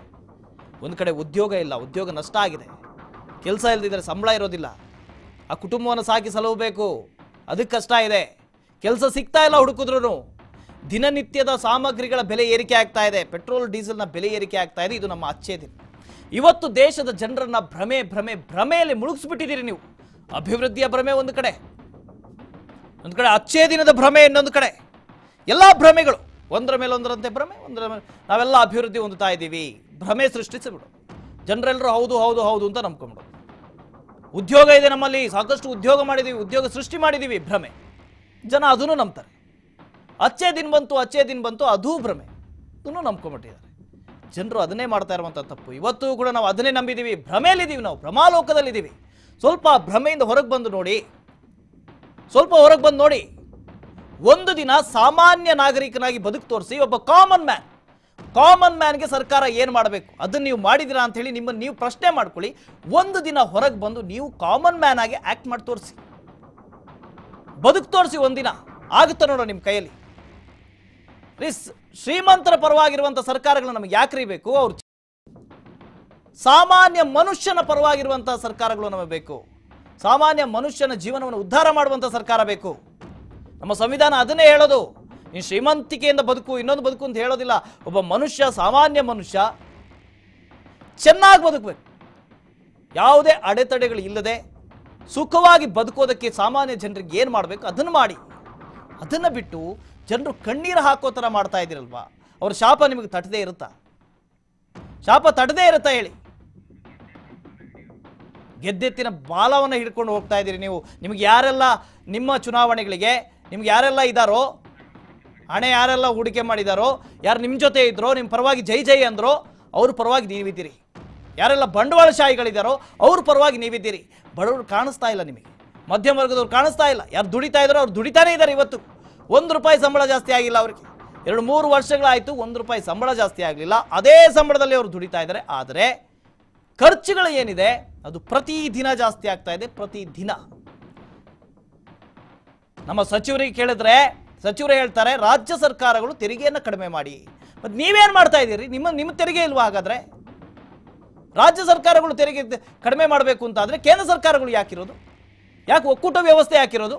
ಕೂತ್ಕೊಂಡು ಮಾತಾಡಿ. ನಿಮಗೂ ಜನರೇ, ಅವ್ರಿಗೂ ಜನರೇ. ರಾಜ್ಯ ಸರ್ಕಾರಗಳು ಇರೋದು ಜನರಿಂದಲೇ, ಕೇಂದ್ರ ಸರ್ಕಾರ ಇರೋದು ಕೂಡ ಜನರಿಂದಲೇ. ಡಬಲ್ ಇಂಜಿನ್ ಅಂದ್ರಲ್ವ ನೀವು. ಆವತ್ತು ಇದೇ ಶೋಭಾ ಕರಂದ್ಲಾಜೆ ಅವರು, ಇದೇ ಸಚಿವರುಗಳು ಆವತ್ತು ಜಗಳ ಮಾಡಿದ್ರು. ಆವತ್ತು ಪ್ರತಿಭಟನೆಗಳು, ಏನು ಪ್ರತಿಭಟನೆ ಅಂತೀರಿ, ಅಷ್ಟು ದೊಡ್ಡ ಪ್ರತಿಭಟನೆಗಳನ್ನು ಮಾಡಿದ್ರಿ. ಇವತ್ತು ಎಲ್ಲೂ ಹೋದ್ರಿ? ಎಲ್ಲಿ ಹೋದ್ರಿ ಇವತ್ತು? ನಾವು ದೊಡ್ಡದಾಗಿ ಮಾತಾಡ್ತೀವಿ, ಇಡೀ ದೇಶ ನಮ್ಮ ಕೃಷಿಕರ ದೇಶ, ಬೆನ್ನೆಲುಬು, ದೇಶದ ಬೆನ್ನೆಲುಬು, ಆರ್ಥಿಕತೆ ಬೆನ್ನೆಲುಬು ಅಂತೆ ಕೃಷಿ. ಗೊತ್ತೇ ಇರಲಿಲ್ಲ ನಮಗೆ. ಇವತ್ತು 60% ಜನರು ಕೃಷಿಯನ್ನು ಅವಲಂಬಿಸಿದ್ದಾರೆ. ಅಂತಹ ಕೃಷಿಕರೇ ಬದುಕೋದಕ್ಕಾಗ್ತಾ ಇಲ್ಲ. ಹೇಗೋ ಆ ಕಾಲದಲ್ಲಿ ಏನೋ ಎತ್ತು ಎಲ್ಲ ಮಾಡ್ಕೊಂಡು ಪಾಪ ಅವ್ರ ಪಾಡ್ಗವರು ಇದ್ದರು. ಅವನ್ನೆಲ್ಲ ನೀವು ತಂತ್ರಜ್ಞಾನ, ಹೊಸ ತಂತ್ರಜ್ಞಾನ, ನಾವೀನ್ಯ ತಂತ್ರಜ್ಞಾನ ಅಂಥೇಳಿ ಮೆಷಿನರೀಸ್ನೆಲ್ಲ ಕೊಟ್ರಿ. ಪಾಪ ಅವ್ರನ್ನೆಲ್ಲ ಆ ಎತ್ತುಗಳು ಅದೆಲ್ಲ ಮಾಯ ಆಯಿತು. ಇವತ್ತು ಟ್ರ್ಯಾಕ್ಟರು, ಟಿಲ್ಲರ್ ಇದೇ ಬಂತು. ಆದರೆ ಅವೆಲ್ಲ ತುಕ್ಕಿಡ್ಕೊಂಡು ಮೂಲೆಯಲ್ಲಿದ್ದಾವೆ. ಯಾಕೆ? ಅದಕ್ಕೆ ಹಾಕಬೇಕಲ್ವಾ? ಅದಕ್ಕೆ ಪೆಟ್ರೋಲ್ ಡೀಸೆಲ್ ಬೇಡವಾ? ಅದರ ಬೆಲೆ ಎಲ್ಲ ಏರಿಕೆ ಮಾಡಿದ್ವಿ. ಇವತ್ತು ನಿಮ್ಮ ಕಣ್ಣಿಗೆ ಯಾರು ಕಾಣಿಸ್ತಾ ಇದ್ದಾರೆ? ಶ್ರೀಮಂತರು ಕಾಣಿಸ್ತಾ ಇದ್ದಾರೆ, ಕಾರ್ಪೊರೇಟ್ ವರ್ಗಗಳು ಕಾಣಿಸ್ತಾ ಇದೆ. ದೊಡ್ಡ ದೊಡ್ಡ ಕಂಪನಿಗಳಾಗಬೇಕು. ಬೆಂಗಳೂರು ಅಭಿವೃದ್ಧಿ ಅಂತ ಹೇಳಿದ್ರೆ ಏನೋ ಒಂದು ದೊಡ್ಡ IT ಪಾರ್ಕ್ ಆಗಬೇಕು. ಬೆಂಗಳೂರು ಅಭಿವೃದ್ಧಿ ಆಯಿತು. ಒಂದು ದೊಡ್ಡ ಯಾವುದಾದ್ರು ಗ್ರಾಮ ಇದ್ರೆ ಆ ಗ್ರಾಮಕ್ಕೆ ಒಂದು ಅಗಲವಾದಂಥ ರೋಡ್ ಹಾಕಬೇಕು, ಅಭಿವೃದ್ಧಿ ಆಯಿತು. ಯಾವುದು ಜನರಿಗೆ ಕಣ್ಣು ಕಾಣಿಸುತ್ತೋ ಅದನ್ನು ನೀವು ಮಾಡ್ತಾ ಇದ್ದೀರಿ. ಆದರೆ ಜನ ಊಟ ಮಾಡ್ತಾ ಇದ್ದಾರಾ? 3 ಹೊತ್ತಿಂದ ಊಟ ಸಿಗ್ತಾ ಇದೆಯಾ ಅವನಿಗೆ? ಬೆಳೆದಿದ್ದಕ್ಕೆ ಆತನಿಗೆ ಬೆಲೆ ಸಿಗ್ತಾ ಇದೆಯಾ? ಇಲ್ಲ. ಅದು ನಿಮ್ಮ ವಿಚಾರವೇ ಅಲ್ವಲ್ಲ. ಯಾಕೆ ಹೇಳಿ? ನೀವು AC ರೂಮಲ್ಲಿ ಕೂತ್ಕೊಳ್ಳೋರು, ವಿಧಾನಸೌಧದಲ್ಲಿ ಕೂರಿಸೋರು, ನೀವು ಸಂಸತ್ತಲ್ಲಿ ನೀವು ಕೂತ್ಕೊಳ್ಳೋರು, ನೀವು AC ಕೋಣೆಯಲ್ಲಿ. ಬನ್ನಿ, ರೈತರ ಜೊತೆ ಇರಿ ಒಂದಿನ, ಬಡವನ ಜೊತೆ ಒಂದಿನ ಬದುಕಿ, ಅವಾಗ ಗೊತ್ತಾಗತ್ತೆ ನಿಮಗೆ ಕಷ್ಟ ಏನು ಅಂತೇಳಿ. ನೀವು ಎಲ್ಲಿದ್ದೀರಿ ಹೇಳಿ? ಒಂದಷ್ಟು ಜನ ನಿಮಗೆ ಓಟ್ ಹಾಕಿದ್ರಲ್ಲ, ಅವ್ರ ಪರವಾಗಿದ್ದೀರಿ ನೀವು. ಯಾರು ಶ್ರೀಮಂತರಿದ್ದಾರೋ, ಯಾರು ಶ್ರೀಮಂತ ವರ್ಗಗಳಿದಾವೋ ಅವ್ರ ಪರವಾಗಿ ನೀವಿದ್ದೀರಿ. ಇನ್ನು ಉಳಿದವರು, ದೇಶದಲ್ಲಿರುವಂಥ 10-20% ಜನರಿಗೆ ನೀವು ಒಳ್ಳೇದು ಮಾಡ್ತಾ ಹೋದರೆ, ಅಭಿವೃದ್ಧಿ ಅಂತ ಹೇಳ್ತಾ ಹೋದರೆ ಹೇಗ್ರಿ ದೇಶ ಅದು ಉದ್ಧಾರ ಆಗುತ್ತೆ? ಮತ್ತು ಉಳಿದವ್ರು ಏನು ಮಾಡಬೇಕು? ಉಳಿದವ್ರನ್ನ ಕಡೆಗಣಿಸಿದಿರಿ ನೀವು. ಅವರೆಲ್ಲರೂ ಬೀದಿ ಬಿದ್ದಿದ್ದಾರೆ ಇವತ್ತು. ನಿಮ್ಮ ಆಧುನಿಕತೆ, ನಿಮ್ಮ ತಂತ್ರಜ್ಞಾನ ಅಂತ ಹೇಳಿಕೊಂಡು ನಂಬ್ಕೊಂಡು ಬಂದವರು ಇವತ್ತು ಬೀದಿಗೆ ಬಿದ್ದಿದ್ದಾರೆ. ನಿಜವಾಗ್ಲೂ ಒಮ್ಮೆ ಯೋಚನೆ ಮಾಡಿ. ಈ ಹಿಂದೆ 1000 ರೂಪಾಯಲ್ಲಿ ನಾನು ಹೇಗೆ ಬದುಕ್ತಾ ಇದ್ದೆ, ಇವತ್ತು 1000 ರೂಪಾಯಲ್ಲಿ ಬದುಕೋದಕ್ಕೆ ಆಗ್ತಾ ಇದೆಯಾ ಇಲ್ವೋ? ಇದನ್ನು ಯೋಚನೆ ಮಾಡಿ. ನಾವೇ ಹೇಳ್ತಾ ಇದೀವಲ್ಲ, ನಾನೇ ಹೇಳ್ತಾ ಇದ್ದೀನಿ. ನಮ್ಮ ಬೈಕ್ಗಳಿಗೆ ಫುಲ್ ಟ್ಯಾಂಕ್ ಮಾಡಬೇಕು ಅಂತಾದರೆ ಒಂದು 2000-2200 ರೂಪಾಯಲ್ಲಿ ಫುಲ್ ಟ್ಯಾಂಕ್ ಆಗ್ತಾ ಇತ್ತು. ಇವತ್ತು 3000-3200 ಫುಲ್ ಟ್ಯಾಂಕ್. ಒಂದು ವಾರ ಓಡಾಡೋದಕ್ಕಾಗ್ತಾ ಇಲ್ಲ. ನಮ್ಮ ಕಷ್ಟಗಳು, ಜನಸಾಮಾನ್ಯರ ಕಷ್ಟ ಇದು. ಪ್ರತಿಯೊಬ್ಬ ಜನಸಾಮಾನ್ಯನ ಕಷ್ಟ ಇದು. ಗ್ಯಾಸ್ ಬೆಲೆ 837 ರೂಪಾಯಿ. ಒಬ್ಬ ಗೃಹಿಣಿ ಆ ಮನೆಯನ್ನು ಹೇಗೆ ಸಂಭಾಳಿಸ್ಬೋದು ಹೇಳಿ? ಮೊದಲೇ ಲಾಕ್ಡೌನ್ ಮಾಡಿದ್ರಿ, ಕಷ್ಟ, ಇರೋ ದುಡ್ಡು ಇಷ್ಟು, ನೀವು ಯಾವ ಸಹಾಯವನ್ನು ಮಾಡಲಿಲ್ಲ. ಇದರ ಮಧ್ಯೆ ಇಷ್ಟೊಂದು ಬೆಲೆ ಏರಿಕೆ ಮಾಡ್ತಾ ಹೋದರೆ ಆ ಮನೆಯನ್ನು ಹೇಗ್ರಿ ನಡೆಸಬೇಕು? ಆಕೆ ಹೇಗೆ ನಡೆಸಬೇಕು ಹೇಳಿ? ಇದು ಸಾಮಾನ್ಯರಲ್ಲಿ ಸಾಮಾನ್ಯನ ಕಷ್ಟ ಇದು. ಇದನ್ನ ಹೇಳ್ಕೊಳ್ಳೋದು ಎಲ್ಲಿ? ಯಾರ ಹತ್ರ ಹೇಳ್ಕೊಳ್ಬೇಕು ಇದನ್ನ? ನೀವು ಮಾತ್ರ ಭ್ರಮೆಯಲ್ಲಿದ್ದೀರಿ. ನೀವು ಅಭಿವೃದ್ಧಿ ಮಾಡಿದ್ದೀವಿ, ನಾವು ಉದ್ಯೋಗ ಕೊಟ್ಟಿದ್ದೀವಿ, ನಾವು ಎಲ್ಲರೂ ಚೆನ್ನಾಗಿದ್ದಾರೆ ಅನ್ನೋ ಭ್ರಮೆ ನಿಮ್ಮಲ್ಲಿ. ಯಾರು ಪ್ರತಿಭಟನೆಗಳನ್ನು ಮಾಡಿದ್ರು, ಯಾರು ಈಗ ಏನು ಬೆಲೆ ಏರಿಕೆ ಆಗ್ತಾ ಇದೆ ಇದ್ರ ವಿರುದ್ಧ 1973ರಲ್ಲಿ ಪ್ರತಿಭಟನೆ ಮಾಡಿದ್ರು, ಅವರ ಹೆಸರನ್ನ ಹೇಳ್ಕೊಂಡು ಇವತ್ತೇನು ನೀವು ಮತ ಪಡಿತಾ ಇದ್ದೀರೋ, ಅವರ ಹೆಸರನ್ನ ಯೋಜನೆಗಳನ್ನು ಹೇಳ್ಕೊಂಡು ನೀವು ನಮ್ಮ ಸಾಧನೆ ಅಂತ ಹೇಳ್ತಾ ಇದ್ದೀರೋ, ಅವರು ಮಾಡಿದಂಥ ಪ್ರತಿಭಟನೆಗೆ ಬೆಲೆ ಎಲ್ಲಿ ಬಂತು? ಹಾಗಾದರೆ ಇದೇನಾ ನೀವು ಕೊಡ್ತಾ ಇರುವಂಥ ಮರ್ಯಾದೆ ಅವರಿಗೆ? 1973ರಲ್ಲಿ 7 ಪೈಸೆ ರೂಪಾಯಿ ಜಾಸ್ತಿ ಆಯಿತು ಅಂತ ಹೇಳಿ ಅಷ್ಟು ದೊಡ್ಡ ಪ್ರತಿಭಟನೆಯನ್ನು ಮಾಡಿದಂಥವ್ರು, ಎತ್ತಿನ ಗಾಡಿಯಲ್ಲಿ ಸಂಸತ್ತಿಗೆ ಹೋದಂಥವ್ರು ಅಷ್ಟು ದೊಡ್ಡ ಪ್ರತಿಭಟನೆ ಮಾಡಿದ್ದು ಒಂದು ಆ ಕಾಲದಲ್ಲಿ 7 ಪೈಸೆ ಅಂತ ಇದ್ರೆ ದೊಡ್ಡ ವಿಷಯ. ಅದರಲ್ಲಿ ಇಷ್ಟು ದೊಡ್ಡ ಜನ ಸೇರ್ತಾರೆ, ದೊಡ್ಡ ಪ್ರತಿಭಟನೆ ಮಾಡ್ತಾರೆ, ಅದು ಒಂದು ದೊಡ್ಡ ವಿಷಯ ನೋಡಿ. ಆ ಕಾಲದಲ್ಲಿ ಅಷ್ಟು ದೊಡ್ಡ ಪ್ರತಿಭಟನೆ ಮಾಡಿದಂಥವ್ರು ಇವತ್ತು ಅದೇ ಸರ್ಕಾರ, ಅದೇ ನಾಯಕರ ಸರ್ಕಾರ ಇವತ್ತು ಕೂಡ ಕೇಂದ್ರ ಸರ್ಕಾರದಲ್ಲಿದೆ. ಅದೇ ಬೆಲೆ ಏರಿಕೆಯನ್ನು ಇವರು ಮಾಡ್ತಾ ಇದ್ದಾರೆ. ಯಾಕಂದರೆ ಅವ್ರು ಮಾಡಿರುವಂಥ ಪ್ರತಿಭಟನೆಗೆ ನೀವು ಕೊಟ್ಟಂಥ ಬೆಲೆ ಏನು? ಜೊತೆಗೆ ಇವತ್ತಿನ ವಿರೋಧ ಪಕ್ಷಗಳು ಏನು ಮಾಡ್ತಾ ಇದ್ದಾವೆ ಯಾವುದು ಗೊತ್ತಾಗ್ತಾ ಇಲ್ಲ. ಪ್ರತಿದಿನ ಬೆಲೆ ಏರಿಕೆ ರೀ, ಪ್ರತಿದಿನ. ಅದು ಇದು ಅಂತಲ್ಲ, ಎಲ್ಲ ಬೆಲೆ ಏರಿಕೆ. ಸರ್ಕಾರಗಳಿಗೆ ಏನಾಗಿದೆ? ಒಂದು ಕಡೆ GST ಇಲ್ಲ, ಒಂದು ಕಡೆ ಇನ್ಕಮ್ ಟ್ಯಾಕ್ಸ್ ಇಲ್ಲ, ತೆರಿಗೆಗಳು ಬರ್ತಾ ಇಲ್ಲ. ಅವ್ರ ಹೊಟ್ಟೆ ತುಂಬಬೇಕು. ಅವ್ರ ಹೊಟ್ಟೆ ಹೆಸರಲ್ಲಿ ದೇಶದ ಖಜಾನೆ ಬರಿದಾಗಿದೆ ಅಂತ ಹೇಳೋದು. ಖಜಾನೆ ಇವ್ರದ್ದು ಬರಿದಾಗಿರೋದು, ಹೇಳೋದು ಮಾತ್ರ ದೇಶದ ಖಜಾನೆ ಬರಿದಾಗಿದೆ, ಅದನ್ನು ತುಂಬಿಸ್ಬೇಕಲ್ವ ನಾವು, ಅದಕ್ಕೆ ತೆರಿಗೆ ಹಾಕ್ತಾ ಇದ್ದೀವಿ. ಯಾವುದ್ರ ಮೇಲೆ ತೆರಿಗೆ ಹಾಕ್ತಾ ಇದ್ದೀವಿ? ನಿಜವಾಗಿ ಹೇಳಬೇಕಂದ್ರೆ ಈ ಒಂದು ಪೆಟ್ರೋಲ್ ಏನಿದೆ, ಡೀಸೆಲ್ ಏನಿದೆ, ಇವತ್ತು ಪ್ರತಿಯೊಬ್ಬ ಮನುಷ್ಯನಿಗೆ ಅತ್ಯಗತ್ಯವಾಗಿದೆ. ಅನ್ನ ಹೇಗೆ ಮುಖ್ಯ ಆಗಿದೆಯೋ ಅದೇ ರೀತಿಯಾಗಿ ಪೆಟ್ರೋಲ್ ಡೀಸೆಲ್ ಕೂಡ ಜನರಿಗೆ ಇವತ್ತು ಮುಖ್ಯ ಆಗಿದೆ. ಹಾಗಾಗಿ ನೀವು ಅನ್ನಕ್ಕೆ ಎಷ್ಟು, ಅಕ್ಕಿಗೆ ನೀವು ಎಷ್ಟು ಸಬ್ಸಿಡಿಯನ್ನು ಕೊಡ್ತಾ ಇದ್ರು ಅಷ್ಟೇ ಸಬ್ಸಿಡಿಯನ್ನು ಪೆಟ್ರೋಲ್ ಡೀಸೆಲ್ ಮೇಲೆ ಕೊಡಬೇಕಾಗಿತ್ತು. ಆದರೆ ನೀವು ಈ ತೈಲಗಳನ್ನು ನಿಮಗೆ ಬಹುಮುಖ್ಯವಾದಂಥ ತೆರಿಗೆ ಸಂಗ್ರಹಣ ಮೂಲವನ್ನಾಗಿ ಮಾಡ್ಕೊಂಡ್ಬಿಟ್ಟಿದ್ದೀರಿ. ಆಮೇಲೆ ಕೊನೆಗೆ ಹೇಳ್ತೀರಿ ಪಕೋಡ ಮಾರಿ, ಬೋಂಡಾ ಬಜ್ಜಿ ಮಾರಿ. ಇದನ್ನ ಹೇಳೋದಕ್ಕೆ ನೀವೇ ಬೇಕಾ? ಯುವಶಕ್ತಿ ಇವತ್ತು ಪೆಟ್ರೋಲ್ ಹಾಕಕ್ಕೆ ದುಡ್ಡು ಇಲ್ಲದೆ ನಾಳೆ ಬಜ್ಜಿನೇ ಮಾರಬೇಕು, ಆ ಪರಿಸ್ಥಿತಿಗೆ ನೀವು ತಂದುಬಿಟ್ಟಿದ್ದೀರಿ. ಅದು ಕಷ್ಟ ಆಗಿದೆ. ಆಯ್ತು ಬಜ್ಜಿ ಮಾಡೋಣ ಅಂತ ಹೇಳಿ ಹೋದರೆ ಅಡುಗೆ ಎಣ್ಣೆ ರೇಟ್ ಕೇಳಿದ್ರೆ ನೀವು 180 ರೂಪಾಯಿ ಲೀಟ್ರ್. ಅದನ್ನು ಮಾಡೋದಕ್ಕಾಗಲ್ಲ. ಮತ್ತೇನು ಮಾಡಬೇಕು ಇವಾಗ? ಒಮ್ಮೆ ಹೇಳ್ತಾರೆ ಇದು ನಿರುದ್ಯೋಗವನ್ನೆಲ್ಲ ತೊಡೆದು ಹಾಕ್ತೀವಿ ನಾವು, ಯುವ ಜನತೆಗೆ ನಾವು ಉದ್ಯೋಗ ಕೊಡ್ತೀವಿ, ಪಕೋಡ ಮಾರಿ ಅಂತ. ಆ ಪಕೋಡ ಮಾಡೋದಕ್ಕೆ ಹೋದರೆ ಗ್ಯಾಸ್ಗೆ ರೇಟ್ ಜಾಸ್ತಿ ಆಗಿದೆ, ಎಣ್ಣೆಗೆ ಜಾಸ್ತಿ ಆಗಿದೆ, ಅದಕ್ಕೆ ಏನೆಲ್ಲ ಸಾಮಗ್ರಿಗಳನ್ನು ಹಾಕಬೇಕು ಅದೆಲ್ಲದರ ಬೆಲೆಯೂ ಕೂಡ ಜಾಸ್ತಿ ಆಗಿದೆ. ಅದೂ ಮಾಡೋಂಗಿಲ್ಲ ಇವಾಗ. ಪೆಟ್ರೋಲ್ ಡೀಸೆಲ್ ಅಂತೂ ಇಲ್ಲ. ಕೆಲಸಕ್ಕೆ ಹೋಗೋಣ ಅಂದರೆ ಪೆಟ್ರೋಲ್ ಡೀಸೆಲ್ ಬೇಕು, ಅದೂ ಇಲ್ಲ. ಪಕೋಡ ಮಾರಕ್ಕೆ ಹೋದ್ರೆ ಅಲ್ಲಿ ಎಣ್ಣೆ ಇಲ್ಲ, ಎಣ್ಣೆಗೆ ರೇಟ್ ಜಾಸ್ತಿ, ಅಡುಗೆ ಎಣ್ಣೆಗೆ, ಗ್ಯಾಸಿಗೆ ರೇಟ್ ಜಾಸ್ತಿ ಆಗಿದೆ, ಏನೆಲ್ಲ ಇಂಗ್ರೀಡಿಯೆಂಟ್ಸ್ ಹಾಕಬೇಕು ಅದಕ್ಕೆಲ್ಲ ರೇಟ್ ಜಾಸ್ತಿ ಆಗಿದೆ. ಕೊನೆಗೆ ಪಕೋಡ ಮಾರೋಂಗಿಲ್ಲ. ಇವತ್ತು ದೇಶದ ಜನರನ್ನು ಭ್ರಮೆಗೆ ತಳ್ಳಿ ನೀವು ಅಭಿವೃದ್ಧಿ ಆಗ್ತಾ ಇದೆ, ಇವತ್ತೇನು ಉದ್ಯೋಗ ಸಿಗ್ತಾ ಇದೆ ಅಂತ ಹೇಳಿ ಭ್ರಮೆಗೆ ತಳ್ಳಿ ಕೊನೆಗೆ ಪಕೋಡ ಮಾರದೇ ಇರುವ ಹಾಗೂ ಕೂಡ ನೀವು ಮಾಡಿಬಿಟ್ರಿ. ಇದು ನಮ್ಮ ಸದ್ಯದ ಪರಿಸ್ಥಿತಿ. ಕೇವಲ ನಮ್ಮದಲ್ಲ, ಇಡೀ ದೇಶದ ಜನರ ಪರಿಸ್ಥಿತಿ, ದೇಶದ ಯುವ ಜನತೆ ಪಡ್ತಾ ಇರುವಂಥ ಪಾಡಿದು. ಇದನ್ನು ಹೇಳ್ತಾ ಇವತ್ತಿನ ಕಾರ್ಯಕ್ರಮವನ್ನು ಮುಗಿಸ್ತಾ ಇದ್ದೀನಿ. ಇನ್ನಷ್ಟು ಸುದ್ದಿಗಳಿಗಾಗಿ ನೋಡ್ತಾ ಇರಿ TV5. ಇದು ವಾಸ್ತವದ ಪ್ರತಿರೂಪ.